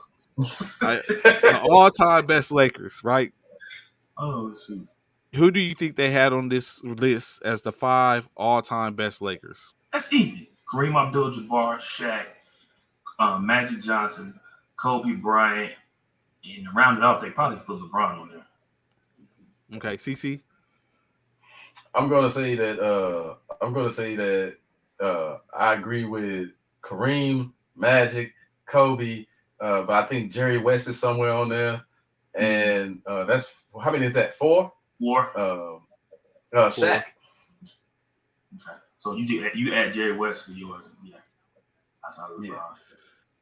So yeah, of course, Kareem, Magic, Shaq were on there. Kareem, Magic, Shaq. What? That's 3 of them. Kareem, Magic, and Shaq. Yeah, 3. Number 4, Will Chamberlain. Mm. Will didn't do nothing while he was in the Lakers though. Not. So the last person which they had, in which I don't know if a millennial did this or not, was LeBron James. Is that disrespectful to Kobe Bryant? Absolutely. Very much so. Without freaking question. You got to be out your rabbit ass mind to leave Kobe off there and put LeBron on there. You have to, bro. There's no way you put LeBron over Kobe. Are you freaking serious? LeBron, right? Oh, look at Richard. Look at Applewhite. Really? You gonna leave? You gonna leave Shaq off? You left Shaq off? AP did. But whoever made that list, whoever made that list. Ignorant. Yeah, I think it might have been a millennial because I was, we all say, a millennial. Yeah, they look at everyone has a different people. With some people, if they look at who's the greatest of this, they might sit up and put Kobe. I mean, they might put Kobe over Jordan, or they might put LeBron over Jordan, or something like that. So of course, you know what I'm saying. Yeah, there's no way that you can put Kobe or you could put LeBron over Kobe. That's blasphemy. There's no way you can do that, bro. I'm just going to put it out there. The relevancy of the Lakers has not been the same since Kobe Bryant has exited. Since his days, right? I mean, so you have to take that. Like LeBron may sell out the arena, but as far as championship prowess, they not nearly as what they were with Kobe. Kobe went to 7 championships, man. Right. He was rival, right? And not only that, though, CC, Kobe played with the Lakers his entire career. Yes, his whole career. His whole career. LeBron has only been there 2-3 seasons. Stop it. Right. Really? We talking about all time, like Anthony said. He said all time Lakers. So I think what they're doing is they taking, just like with Will. I think they're taking consideration him as a player. He ended in L.A. So like you said, Will he didn't start. He didn't start in L.A. He ended in L.A. Hell, even Kareem didn't start in L.A. He ended in L.A. He started in Milwaukee. Mm-hmm. Yeah. Both of them. You know what I'm saying? Right. So on to our great, that topic, NFL. Was great for now because I can't wait to college. But so with the NFL, yesterday, of course, during the show, as we saw, David Carr, Derek Carr, not David. David's his brother. Derek Right. Carr Got the secured the bag. bag. Yes, 3 years, 121.5 million extension with the Las Vegas Raiders, which includes a no trade clause in effect. So for the next you 4 years, crazy, Anthony Price. for the next 4 years, Carr is a Raider. Devontae Adams and Carr would be hooking Feel up. you, Freddie. Uh, uh, is Jackson is still there, isn't he? Isn't Deshaun Jackson still there? I don't know how much of a problem he'll be. So, I don't know if I don't know if he's still there or not. I don't know if they released him or not. so gentlemen, what do you think about that, Derek Carr? I'm still out. I'm still out on it because I gotta look like everyone. Y'all talk about the greatness of Derek Carr. I hold, pause, Trey, pause. No, ain't nobody said greatness now. I said he was a good quarterback. There's a difference between good and great now. There's a difference. He's not. He's not boat status yet. No, he ain't boat status. He is not Okay. boat. He is not boat status. He's not the best of all time. Man. Nope. He's So not is he boat worth the status. 40? Of course, we all want to talk with people money, but is he worth 40 million? Basically, that's what he is now. He's a $40 million quarterback. Is he for that? Let's say that. Let's keep it perspective. For that franchise, is he worth 40 million at the end of the day? Or obviously to them, he is because they paid him. But Right. from the outer aspect, from your perspective, is he worth 40 million? CC. Would you take Derek Carr and put him in Dallas, Cornelius? No, no, and as a fan, I'm gonna say this. Sometimes you have to take what the players say about players. I know that Derek Carr gets a lot of love from the Raider organization, but if you ask the defenses that have played against him, they've always said that you sack him a couple of times, he starts crying and things like that. That's not a leader that I want. I don't need my leader crying out there on the field. So no, for me, no, 40 million is a little steep for a guy that what have they won? What have they done with Derek Carr? He's been there a while, by the way. And so it's like, what have they really done with this guy to say that I get why they extended him for the money. Don't get me wrong. Let me just say that I understand that's the market, that's the current market for quarterbacks. Yeah, that's how things are no going. choice. Yeah. But even as a Cowboy fan, I say that they've overpaid that for what he's done so far. That part. I say they overpaid him. Did they really? Yes, they overpaid Dak, man. Yes, they overpaid Dak. Yes, to not even be sniffing Super Bowls, man. Yeah, you overpaid, for the product that you get. But it's the same thing with Carr. It's like, but I guess with Mahomes making all that money there, Russell Wilson probably going to get a huge chunk of changes if he already has it for, whatever he does with Denver moving forward. Herbert's going to get a bunch of money. I guess in that, so for what's going on there, it's going to be money given out, and Carr may as well extend and get the money. But ask yourself this question. Outside of the Raiders, what team do you see Derek Carr starting on or having an impact on? San Francisco. Ooh, he's going to put his team out there. You put him out there in San Francisco as a starter? Yeah, because you don't know about Garoppolo. You don't know about Garoppolo and Trey Lance. And Trey Lance is going to turn. I mean, obviously Trey Lance is expected because he was drafted, but I think if there was a situation where Derek Carr was in San Francisco, Derek Carr is probably the starter. I think he could be a starter out in Seattle too. Yeah. Okay. Yeah. I feel like he could be a starter out there. And now, what I will say, I think he can start in Philly too. No. Don't do that. No, don't do that.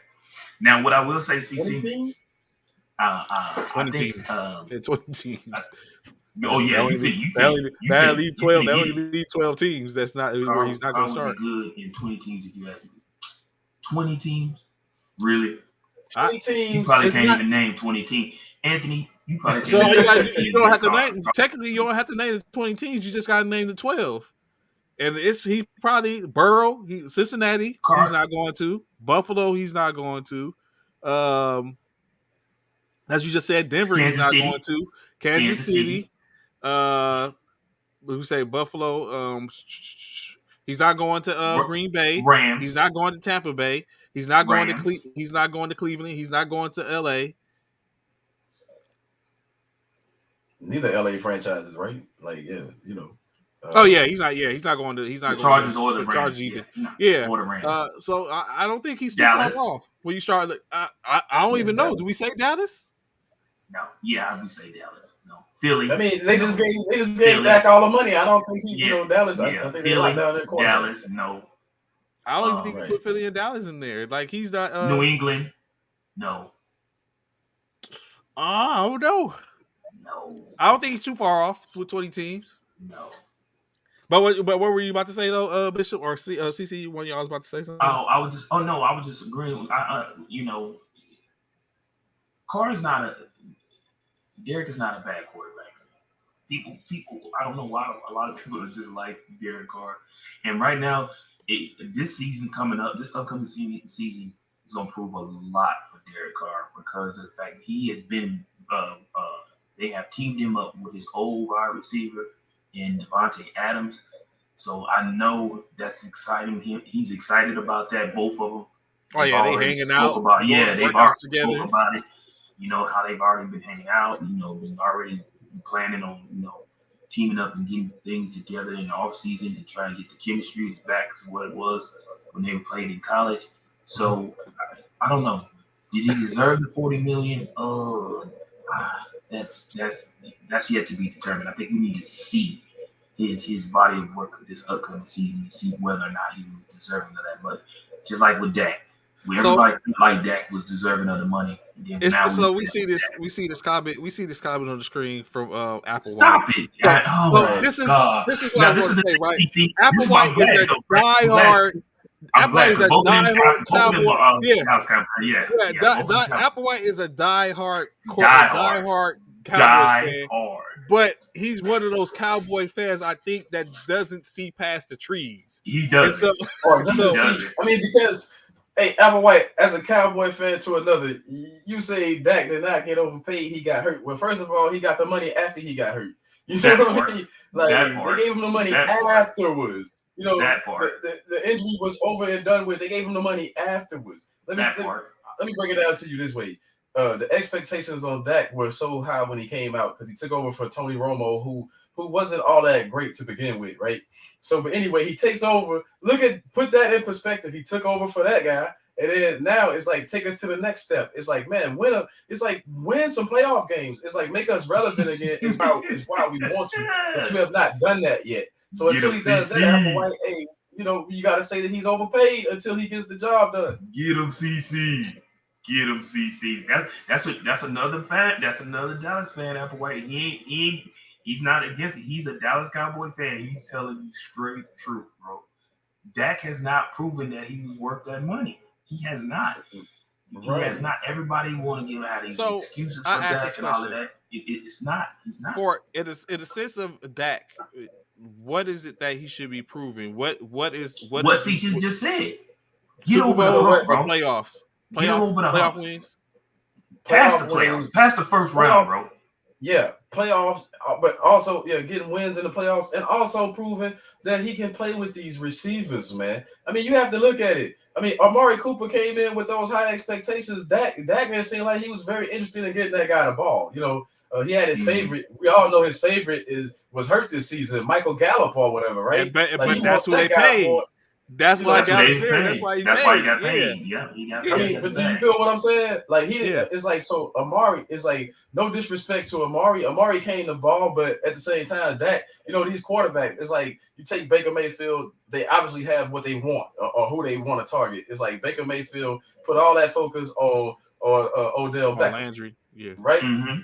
And so when it didn't work out, and then Beckham leaves and goes on. Now it's squarely on you. So that's going to be the same thing with Dak right now. Like with Amari Cooper going, no more of this. Oh, I have to do this. I have to do that. Now you have your guy. We've paid your guy. Let's see what you do with your guy, and let's see where we go.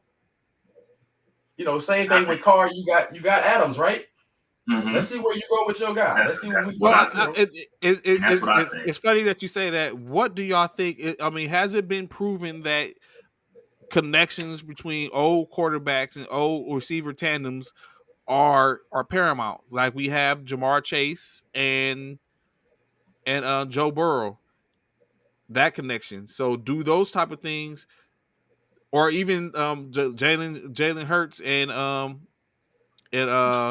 Smith. who's y'all quarter? Yeah, it's Smith. It's like do Yeah. those old tandems. Do you think those prove to be effective at the I end of the do. day? I Okay, do. I totally believe that they are effective. I feel like they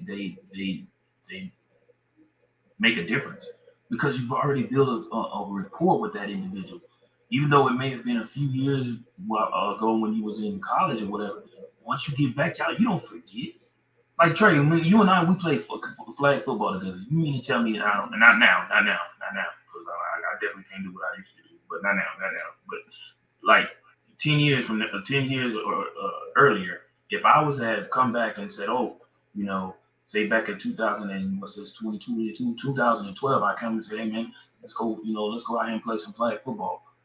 You mean to tell me I play with you throughout my years? You don't think I know how many times I can throw the ball to you and know that I can guarantee that I'm gonna you're get gonna it. catch the Go get ball? it. Yeah. Yeah, despite the fact how long we've been separated or haven't been around each other playing together, I still know what your body of work is. So it is what it is. I totally agree with CC. Dak has to do more than what he's done. Yeah, I hear what you're saying. Applewhite, Dak has done a good job, but got hurt. There are 31 other quarterbacks that did not win the big game. Facts, true enough. But however, comments like CC said, Dak was the replace of Tony Tony Romo. Romo. He's pretty much filling the shoes of what Tony Romo did. Tony Romo couldn't do anything to get past the first round, and Dak is falling right into that same realm. Yep. So I That asked this same realm. question. It's funny that you say that. So it just came to me. Is that to the fault of Dak? If Tony Romo can do it, are we saying that Tony Romo was inadequate, now Dak is inadequate, or is that to the fault of the coaching staff, which in some part But was this is part the of his thing: the coaching staff has changed since once? Dak and since Dak and Tony Romo. But yeah, so Right. yeah, Twice, but ain't Mike it? Hasn't McCarthy. it? Haven't y'all had two quarterbacks since Romo? Two. Nah, it Yep. was they had what's when Romo left, it was still what's his It was name Garrett's. it was Garrett still when Romo left, and then Yeah. it became and then it was Garrett. So now we're only 1 year removed from Jason Garrett as a quarterback. I mean, as a coach. So Is it only one? I thought it was yeah, somebody else after Gary. it was Garrett. Then No. it went to McCartney, and McCartney McCarthy. only McCarthy. Yeah. it's been McCarthy only the 1 year, and now so I No, would it's wonder. McCarthy 2 years because he had It's Andy Dalton, when that got hurt, and then this Yeah, past you're right. season. So it's been 2 years, and now it's only been 1 year that McCarthy and Dak correction, because it was Yeah. McCarthy wasn't Dick and Dak played the first. Who was the quarterback when Dak got who was the coach when Dak got hurt when he was on It was 500 McCarthy. 500 it was 500 when he was It doing was 500 yards a game. it was McCarthy. Yeah, I think it So, was McCarthy. Yeah. yeah, so I think that Dak still I think they should still be given the opportunity. I'm kind of like not there yet with it. Of course, I think the stain on Dak is the 49ers game, in which you know what I'm saying his decision making in that game. Right. Um, but you know what I'm saying, but also you at the beginning of the season, it's unfortunate because the same thing that he was ridiculed for at the end of the season is the same thing that kept him in the game at the beginning of the season, and when they Yeah. almost knocked off Tom Brady. So it's I don't know, but I just think the jury's still out on Dak at this point. It is. Right. It is because Dak hasn't proven to be that quarterback for the Cowboys to get them to the big game. And Rich Applewhite, I see what you're saying. Are these other Q losing are all these other losing QBs worth the money, or are we just picking on Dak? No, we just said CC just stated that he doesn't feel that Derek Carr is worth 40 million. But Right. you definitely can't say excuse me, you definitely can't say that Aaron Rodgers ain't worth his bag, Mr. MVP. You definitely can't say that. What's the other quarterback that just got received his bag, Trey? Matt Stafford, Matt Stafford. You definitely can't say he ain't worth his Deshaun bag. He Watson. just won his Super Bowl. Really? Like, come on, bro. Like, you can't compare any one of those quarterbacks that's been named recently outside of Derek Carr, like CC said. None of them are better than none of Dak is not better than any of them. He's not better than Aaron Rodgers. He's not better than Matthew Stafford. It's proven, bro. Matthew Stafford went from one team who was nothing, the Detroit Lions, and went to the Rams and won a Super Bowl, bro. Like, come on, bro. The proof is in the pudding. When it's all said and done. Let's not forget the missed interception. But anyway,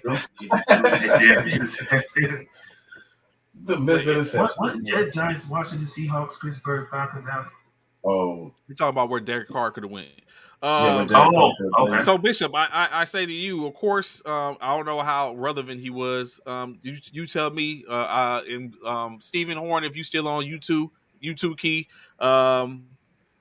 Steven Nelson signs with the Houston Texans for 2 years, $10 million. Former cornerback for the Philadelphia Eagles. Is he going to be missed or not? Nelson, I think that's the one with the tinted hair. He always used to have his hair tinted green. I think if that's what I'm thinking, is the cornerback from Philly. Yeah, I don't think we're gonna miss him. In my opinion, I don't think that we're gonna miss him. Our secondary has been a problem in which we've had some gaps in it for the past few seasons. So I feel like bringing in some new talent, and I feel like there's some talent in a cornerback and in the secondary in the draft that we could possibly get that could probably fill those shoes. So in my opinion, I don't think it's a loss for us. So it was staying in the vein of cornerbacks, which this brings. I think you know what? I think the Rams need to be investigated. I remember when the 49ers, they said Eddie DeBartolo Jr. went and purchased a defense. And I think this is the same thing in which the Rams need to be investigated on. Where are the Rams finding this money at? So, of course, Stephon Gilmore, cornerback, former cornerback, free agent cornerback, has been getting contacted by the Rams. Okay. This is blasphemous. Why? Where are the Rams getting the money from to pay? We haven't even, but we haven't even heard the terms or the money. They haven't paid because he's visiting Indianapolis. But come on now, okay.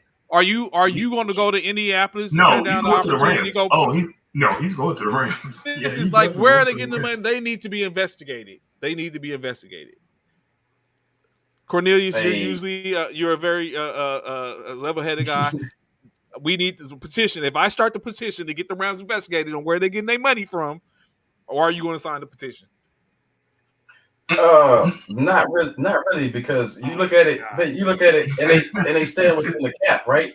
It's like, to me, they're not over the cap, right? They stand within the cap limit. So I think it's just about making the adjustments. And I think outside of New England, it looks like the Rams have found that blueprint as far as how to get these big name players to take a little bit less money to come in and play. And, I think what you have to look at is all the endorsements that come with playing in LA. So what you don't make on the field, you will make, in potential movies, in potential, commercials. LeBron. All right, LeBron. Bro, can you? That's the only reason why LeBron went out to LA. When I seen that, man, I was like, can you imagine? Do you see that on paper? Stephon Gilmore on one side of the field, and then Jalen Ramsey on the other. Linebacker, Bobby Wagner, defensive tackle, Aaron Donald. Like, bruh, come on now. Boy. Next thing you know, they're gonna be talking about they got Tyrann Mathieu at safety. Like, come on, man. Like, if Tyrann Mathieu isn't going to LA, bruh, we gonna. That is some BS. Something's going on. They got to get investigated. Bro, yeah, they got to get Tyrann Mathieu. If they're able to get Tyrann to go to LA to play safety, Stephon Gilmore, they got to get investigated. Something's wrong. And resign OBJ. And resign OBJ.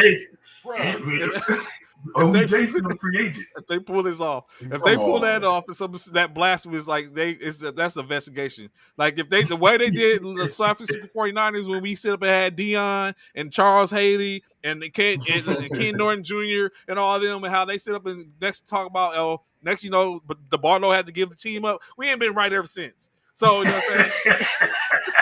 So if they sit up and doing that stuff, you know what I'm saying, like you say, a blueprint. They's like, yeah, they done forgot about this blueprint. Let's bring this back. If they sit up and pull that type stuff off, man, Yeah. bruh, Man, defense win yeah. ball games. We know We this. all know it. Win championships, baby. Win championships. It'll be some BS. So of course, another one that's probably needs some investigation. Did you understand? Did you hear that Deshaun Watson is likely not to face any type of conduct issues from the NFL, as well as he is not due to be tried for any of the civil suits until March After of the next season. year? I figured that. Well, Yeah. Bishop, where does Baker land? Cornelius, what y'all think? Where does Baker land? Baker feels disrespected. I Not to know. mention I that saw that. I heard about that today. he Yeah, feels I heard about that. disrespected. He does. He did a Baker, whole podcast. we don't care about your feelings, Baker. Yeah, he did a I whole mean, I don't podcast. know. On a serious note with the Deshaun Watson thing, I have mixed feelings about it because it seems like the bulk of these charges, the bulk of this stuff didn't really come up until he wanted out of Houston. That's why I don't have much faith in that organization. By the way, it's like what a way to derail a young brother's career. But here it is on the flip side of that. Before you go with that, CC, I think your man has something to do with that, man. Mattress Mike. Mattress Mac, you think so? Yeah, man. He got money to blow. I'm just saying, not trying to defend Deshaun Watson because when you got 22 of those things, man, when you got over 20 something, it's something a little bit there. Hey, he needs people. I hope he has a better support system now in his corner. You know what I'm saying? I mean, you're right. His lawyer is a huge MVP. His lawyers or whatever. Yeah. But I will say this. When they dropped the criminal charges, I already knew which way that was going to go. I mean, we've seen this with the NFL before. Case in point, look at the owner look at Dan Snyder for the Washington Commanders, man. He's still able to do all the things that he's doing. And they've been under investigation how long? And Congress has him under investigation. And, the only head that has rolled from that wasn't even a Washington Commander, right? It was, I mean, look at that. John Gruden took the brunt of something from that camp. Yeah. So, but I think when you talk about him, I think it's a matter of time. I don't think he can dodge too many more bullets. I think it's just a matter of the walls closing in on him now, especially when he done messed over his brethren and kept, and kept money from him. I think he's gonna it's gonna come about. But like you said with the Deshaun Watson thing, like it's kind of hard to like 22 of them. Like right. In left, of course, I was playing with the mattress mat situation. Just, but at the end of the day, like you looking at 23 cases, fam. Like unless someone was just that egregiously after you, like you have to start taking some of that into consideration. Like 22, like this isn't just one coincidence or one or two. 22, 22. Yeah. So, but yeah. So now without him with no. He didn't. They say that he didn't violate, which is probably hard to prove if you ain't got no criminal cases. If he violated a personal conduct policy, so it puts Cleveland in a good position, I would think. Yeah, I think Cleveland. It benefits Cleveland a lot that he won't face anything. That way they can really that way they can say that this is our starter right off the rip, and they don't have to play the what if game. That scenario that we were talking with Baker. If Baker's winning and stuff, I think they get to say no thanks, Baker. And how much more disrespected is Baker going to feel that he's not going to even get to compete for the job? It is very and because now look at it, he got Amari Cooper. He has two backs in Kareem Hunt and Nick Chubb. Yeah, and then potential to bring back Odell Beckham and Jarvis Landry too. Like Cleveland went from to maybe the boom. Contenders. Yeah, Yeah. and it's still more Yeah, work to be done. So Yeah. Deshaun, you know what I'm saying, made it happen when he transfers. And the poor Baker, He said poor poor Baker, Baker. Poor poor Baker. Baker. He's like, I feel disrespected. I read the piece. He's like, I feel disrespected. They told me one thing. He didn't say what he said. They said, but he's like, they told me one thing and did something else. Right. And that's where he feels the disrespect comes in. Baker is a business, bro. It's a Yeah, and business that's man. what all of them been telling them on all these sports shows. Like it's a business. When you come in, that when you come into the league, they're looking for your replacement the very next year. Whether you do well or not, they have to look toward the future. That's what the business is about. Because we never know. how long? How No one long? knows. No one knows whether or not you're going to get hurt, injured. You know what I'm saying? Mhm. How your feelings are, or if your team is not winning. You know, things of that nature. A lot of people are bad on Baker because they feel like he speaks out and he should just shut his mouth and allow things to fall into place. But Baker feels like he's that person who wants to be outspoken, and he feels a lot of analysts and a lot of people feel like him being outspoken is going to hurt him in the long run of being picked up and being maybe possibly a starter for another team. In my opinion, my question for y'all is: do y'all feel Baker is a starter for another team in the NFL? I No. um I would say I don't know. Like, he had mentioned the Seattle situation, but I think, does that mean that he can go there and beat Drew Lock out? Maybe. I mean, I really don't. My problem with Baker is not so much just football alone. It's the way he's approaching the thing. I mean, you're talking about the ultimate team sport, and all we're hearing about is I played injured. I did this. I did that. Or, they disrespected me. They're doing this. Not once has he said, "Hey, I love playing with those guys that I was playing with." Nothing about the team. Nothing Well, about. Oh, I think that we can grow under this coach and stuff. So I think that when teams look at stuff like that, when they assess players, it's like, how invested are you in the team? And I don't think he's that. I think he's solely about himself, and I think that's been his problem. Is that when you start looking at a team aspect. Now, with that said, um, if Pete Carroll wants to roll the dice on him, I mean, I don't really, but I don't know. I think, like, case in point, Matty Ice in Indianapolis, one of the places that was on his wish list, right? Like, right. He thought that's Matty where he Ice, was going. He said up to a week and a half ago. He said, right? Matty Ice, Drew Lock in Seattle right now. I mean, mm-hmm. you know, it goes on and on, right? Trevor Lawrence in Jacksonville. I mean, it goes. I think a lot of these teams have their quarterbacks now. So where would he go that he So could even potentially my compete? my personal opinion, CC, I feel like he could probably go out, and I'm gonna say a couple of teams where I feel like he would possibly have an opportunity to compete and maybe win the starting job.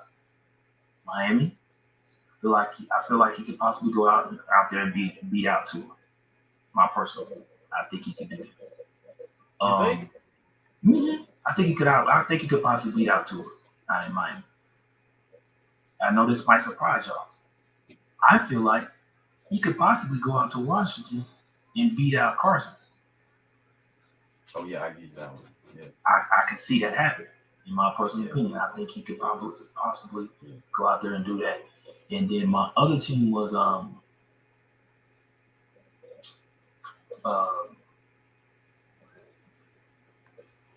maybe it was just them two right now. But I think them two teams for sure. I feel like he could possibly go out and have a QB competition between those two teams and Okay. have a good opportunity to win the position. Yeah. Um, I just would like to see him say that, even whether I'm here in Cleveland, this is what I would like to hear from him. Like, no matter where I am, Mm-hmm. I'm gonna do what I got to do. You know what I'm saying? To show who I am, like whether that's starting or whether that's backup. But he doesn't have that mentality, man. Like Tom Brady was a backup in this league. If Mm-hmm. Drew Bledsoe doesn't get hurt, are we talking about the GOAT? Facts. True. I True mean, story. I True. mean, you have to True. take. True statement. He had an opportunity that Tom Brady didn't have, man. Do you feel what I'm saying? You came in starting. Like, you came in as a projected starter. Do you feel, I mean, so you've had the opportunities, take advantage. That's all I'm saying. Take advantage of the opportunities. Whatever opportunity you get, take advantage of it. Anthony. Anthony's stupid. Anybody does. Mhm. Anybody can research. Start up a while. I mean, that is what it is, Anthony. I'm sorry, bro, but that's just what it is out there in Washington, man. It is what it is out there in the Commanders. Yes. I don't think everybody should wash their hands of Baker yet. I feel a lot like UCC. I feel like he does do a lot of but um yeah, I still feel like he can still play. I just gave y'all two teams who I feel like he could probably possibly get a starting position in. And there's probably a couple other teams possibly out there. He might be Minnesota. He could probably go out there and win outplay uh Kirk Cousins. Kurt. He could probably go out there and outplay Kurt. That's another team. You know what I'm saying? But Wait. you know, So as we yet to see. And of course, saying we wish, of course, Baker Mayfield the best in any phase, in any case. He might have to go sit somewhere to be a backup, and then maybe get an opportunity because of Right. bad play or because of injury in which he gets himself reintegrated into the system and be able to play Right. again. So, but interesting I hear you, enough, Alvin. We see Baker didn't have no one to look up to. Did Deshaun have anyone to look up to? There's Right. only so many. Deshaun, Did Deshaun have anyone to look up to? Did Patrick the Great have anyone to look up to? Did I did mean, like when it's all said and done, every quarterback that comes into the league is not going to have an opportunity to be able to sit behind a great or a good quarterback or because I'm both. gonna say, who did Lamar have to? Who did Lamar Jackson That have to look part. up to? Yeah, who did You know, Lamar have to look uh, up? Yeah, come on, man. I Like mean, it is come on, what it is. the Matthew Staffords. Matthew Stafford played in Detroit, bro. Right, so and thinking, who did he have to look up to look at in that part? You know what I'm saying? so Joe let's take Burrow, that who did he have to look up to? let's take that rhetoric and say and apply it to what's going on in the XFL. So of course the XFL has been blasting, blistering with releases and updates. And so yesterday one of the updates that came out with is the 8 teams in which they currently have in place. Out of I say those that's eight Seattle. teams, out of those 8 teams, they have named and hired the quarterback. I mean the coaches for those teams. So let me know what y'all think about these coaches, gentlemen. Bob Stoops will coach the. Boom! Here we go with this. Boom! Let's go. You know that was Bob Stoops will coach the Dallas team. Wade Amen. Phillips will coach the Houston team. Former I NFL think he's too player old. Terrell Buckley will coach the Yeah, Orlando team. Reggie big up Barlow Buckley. will coach the DC team. Anthony Becht will coach the St. Louis team. Rod Woodson will coach the Las Vegas squad. Hines Ward will be in your Yeah, area down there, Bishop. So I know you'll be talking about, hey, let's go pull up at the San Antonio, this XFL San Antonio game. And lastly, Jim Haslett will be coaching the Seattle squad. Those all sound like good coaches, except for what you call Wade Phillips. Like, ain't he like 100? yeah. Wade Phillips is old, but uh, Ain't he like 100-year-old? um, I like them. I like it. I like the idea that they it's a diverse list also. Like It when is. Hines Ward get even an assistant opportunity in the NFL. I mean, I'm just saying I like that move, Hines Ward. I even like the Anthony Beck move. I do Some too. of these former players getting chances. I mean, that's great. And also incorporating the experience, right, with the Wade Phillips and the Hazlitt. I mean that's Yeah, pretty good. I yeah. think it's a cool. I like I it. think it's a clear ideal of what happens when you take a look at and you do your research and see what the failures and stuff have been as you look at the organizations, and then when you come upon having an organization, you put in that type of research into play and kind of like trying to build a better product. Of course, you don't know what it is, but right now on paper, as y'all stated, it sounds pretty good. Yeah, To go forth in it, they have other things in which they're trying. So. They put together what it seems like a pretty good team to try to basically make things happen. They already made some moves as we talked about yesterday briefly with the NFL alumni academy to where they're going to be going to utilize that for a farm system for some players. So Big ups to the XFL 3.0 as they call it. If you don't follow them on the social media, check it out. There's some interesting topics in which they have. Additionally, as And we it get start closer to and it starts next year, right? The 2023 yeah, season, right? 2023 XFL. season. Yeah, 2023. Yeah. yeah. Yeah, watch it. Interesting enough, Trent Brown, as we know, the offside tackle for the Patriots. I took a look at some of his incentives, as CC was talking about earlier, how you get certain incentives in the NFL to try to make up some of those pay. And he has some interesting incentives. Tell me what y'all think about this, especially from a military standpoint. Can you imagine if we had this type of stuff in the military, how people would do with when it comes to maintaining your weight? So he gets 150,000 if he enters under 385 pounds on the first day of the offseason program. 150K. 75,000 if he's under 375 pounds by June 1st. Mm. Another 75,000 if he's under 365 pounds by July 15th. 25,000 each week he is under 365 pounds. That's an incentive for your ass. Good Lord. Yeah, God, for real. I was saying, man, God, Right? good Lord. Man, Man. which might Yeah, be a that's difficult task for a big guy. Don't get me wrong, a guy of his yeah. stature. I'm sure that might be a difficult task. To us, it sounds easy because we're not that weight or that big. Right. But for him, that's probably a huge task. But man, that's a crazy incentive plan. Golly. And then Bishop, I seen you with this post the other day, which I was like, you know what, I gotta bring it here to set up the contract. Just telling him he's fat. So Wow. Anthony, man. So I gotta bring it to it. CC, of course, Bishop, we get yours, but it was on your page, so you already know. CC, I asked you the question. All in the same draft, Mm. running backs. Who goes number one? Walter Payton, Eric Dickerson, Jim Brown, Barry Sanders, Emmitt Smith. Who's number one? Who's your number one? Who's your number one Ooh, pick? Barry Sanders. Thank you. Barry Sanders. Ooh, good call, CC. Barry Sanders. Good call, CC. Good call. I thought you was gonna Yeah. be biased and pick Emmitt Smith. No, that would have been Good call. Applewhite. Applewhite would have been like Oh, we Emmitt know Smith. Applewhite. He already said it. That's why I You thought. see it Look, coming. there you go. There you go. There you go. There you go. There you Barry go. Sanders. There you go. He already said Emmitt Smith. He said that on the post. On He the said Emmitt post, Smith. yeah. Yeah, I was like, bro. Without a doubt, Barry Sanders, bro. CC, I picked. It was hard, but I picked Barry Yeah. Sanders too. I picked Yeah. Barry Sanders too. That's a lot of talent right there too. That's Can you that's imagine a all hard that pick in the because first round? I grew up. Bruh. I ain't gonna lie. I picked Barry Sanders, but I grew up loving Walter Payton. I'm not gonna lie.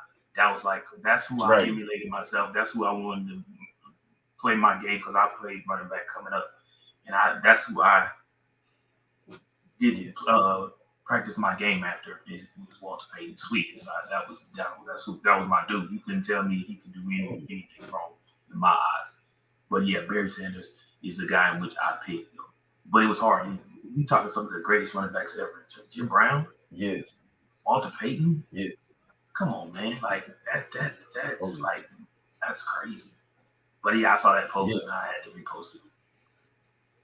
But yeah, we knew AP was gonna say Emmitt Smith. We knew that without question. Can't see past the trees, I tell you. It's cloudy. So of course, you know, say greatly appreciate y'all coming out to rock with us this morning. High Speeds being here in formation. We officially come to that time. We want to make sure y'all get released so that way y'all can go take care of everything y'all got to. So that way y'all can get back to y'all formations at COB. Hey, so tomorrow be sure to come check us out. Of course, be sure to check us out every Monday through Friday right here, or go, you know, saying hit us up, check on subscribe and follow us on our First Formation on YouTube. Follow the E2G for E2G Sports Networks platforms and Twitter. You can find First Formation on Twitter as well. Instagram E2G as well. Of course, you can sign Sim. Where can you find the Sim show at? Almost called him Snook. Cornelius. CC. Yes, you can check out the Stimulate Your Mind show, iHeart, Apple Music, tuned in, etc. And you can also check out previous shows on my own website. That's the Sim Show, DASYM Show.com. Thank y'all for having me. Oh, no problem. So, of course, tomorrow we'll be rocking back. Same crew here with a couple more. Y'all know Ron be in the building. Ron Lowe, we hear his perspective with his cracking jokes and stuff like that. But additionally, we Mm-hmm. should have Special guest, yeah, a baby. couple of special guests as we talk about something a little off topic, but still sports, but something which some of y'all may not know about. We're not going to say what it is. We need y'all to Nah, tune in to be able to hear what it is. But you know what I'm saying? If you follow us, you might catch a glimpse and you might catch a post or something in which you can get an idea of what we got brewing for tomorrow. But of course, you know what I'm saying, it's your perspective type situations. Come with your comments. You know what I'm saying? It's all talk, it's all fun, it's all love. We don't we stay and keeping it with the realness. We want to be factual and actual when we talk about that. That's why I can't wait till Friday so I can sit up and uh show y'all what it really is. We greatly appreciate y'all coming with us. Gentlemen, any last words before we get up out of here? Appreciate you, Sarah. Thank you for watching. We ain't seen you in a while. I know, Sarah. Thank you so much for tuning in. Freddie, thank you all, as always. AP, Richard Applewhite, man, it ain't no bias, man. We know you're a Alvin. cowboy for life. We get it. Yeah, thank y'all all for tuning in. Alvin, Freddie, Anthony, AP, both APs, Sarah, all of y'all. This show is not a show without y'all, man. Y'all have a great Thursday. We'll see y'all tomorrow. Be sure to come in and check us out. We're going to have some special guests. We greatly Yeah, enjoy appreciate y'all. y'all. That's what's up, Sarah. Appreciate Go. you. So we're gonna say, like you said, y'all check us out tomorrow. Myself, Cornelius, Bishop, y'all, Ron to be here tomorrow, and a special guest. You know, say be sure to come check us out tomorrow. We greatly appreciate y'all coming out. Look forward to seeing y'all. It will be Friday, y'all. Ain't got no choice. I'll be on a special location too. I won't be here. I don't know what'll be in my Uh-oh. background. Maybe I could put off something like Bishop and how Cornelius be putting, but you know what I'm saying, I'll be at a different location, but still, you know what I'm saying, it's still the same energy. Look forward to see y'all tomorrow. Check us out. At this point, fall out.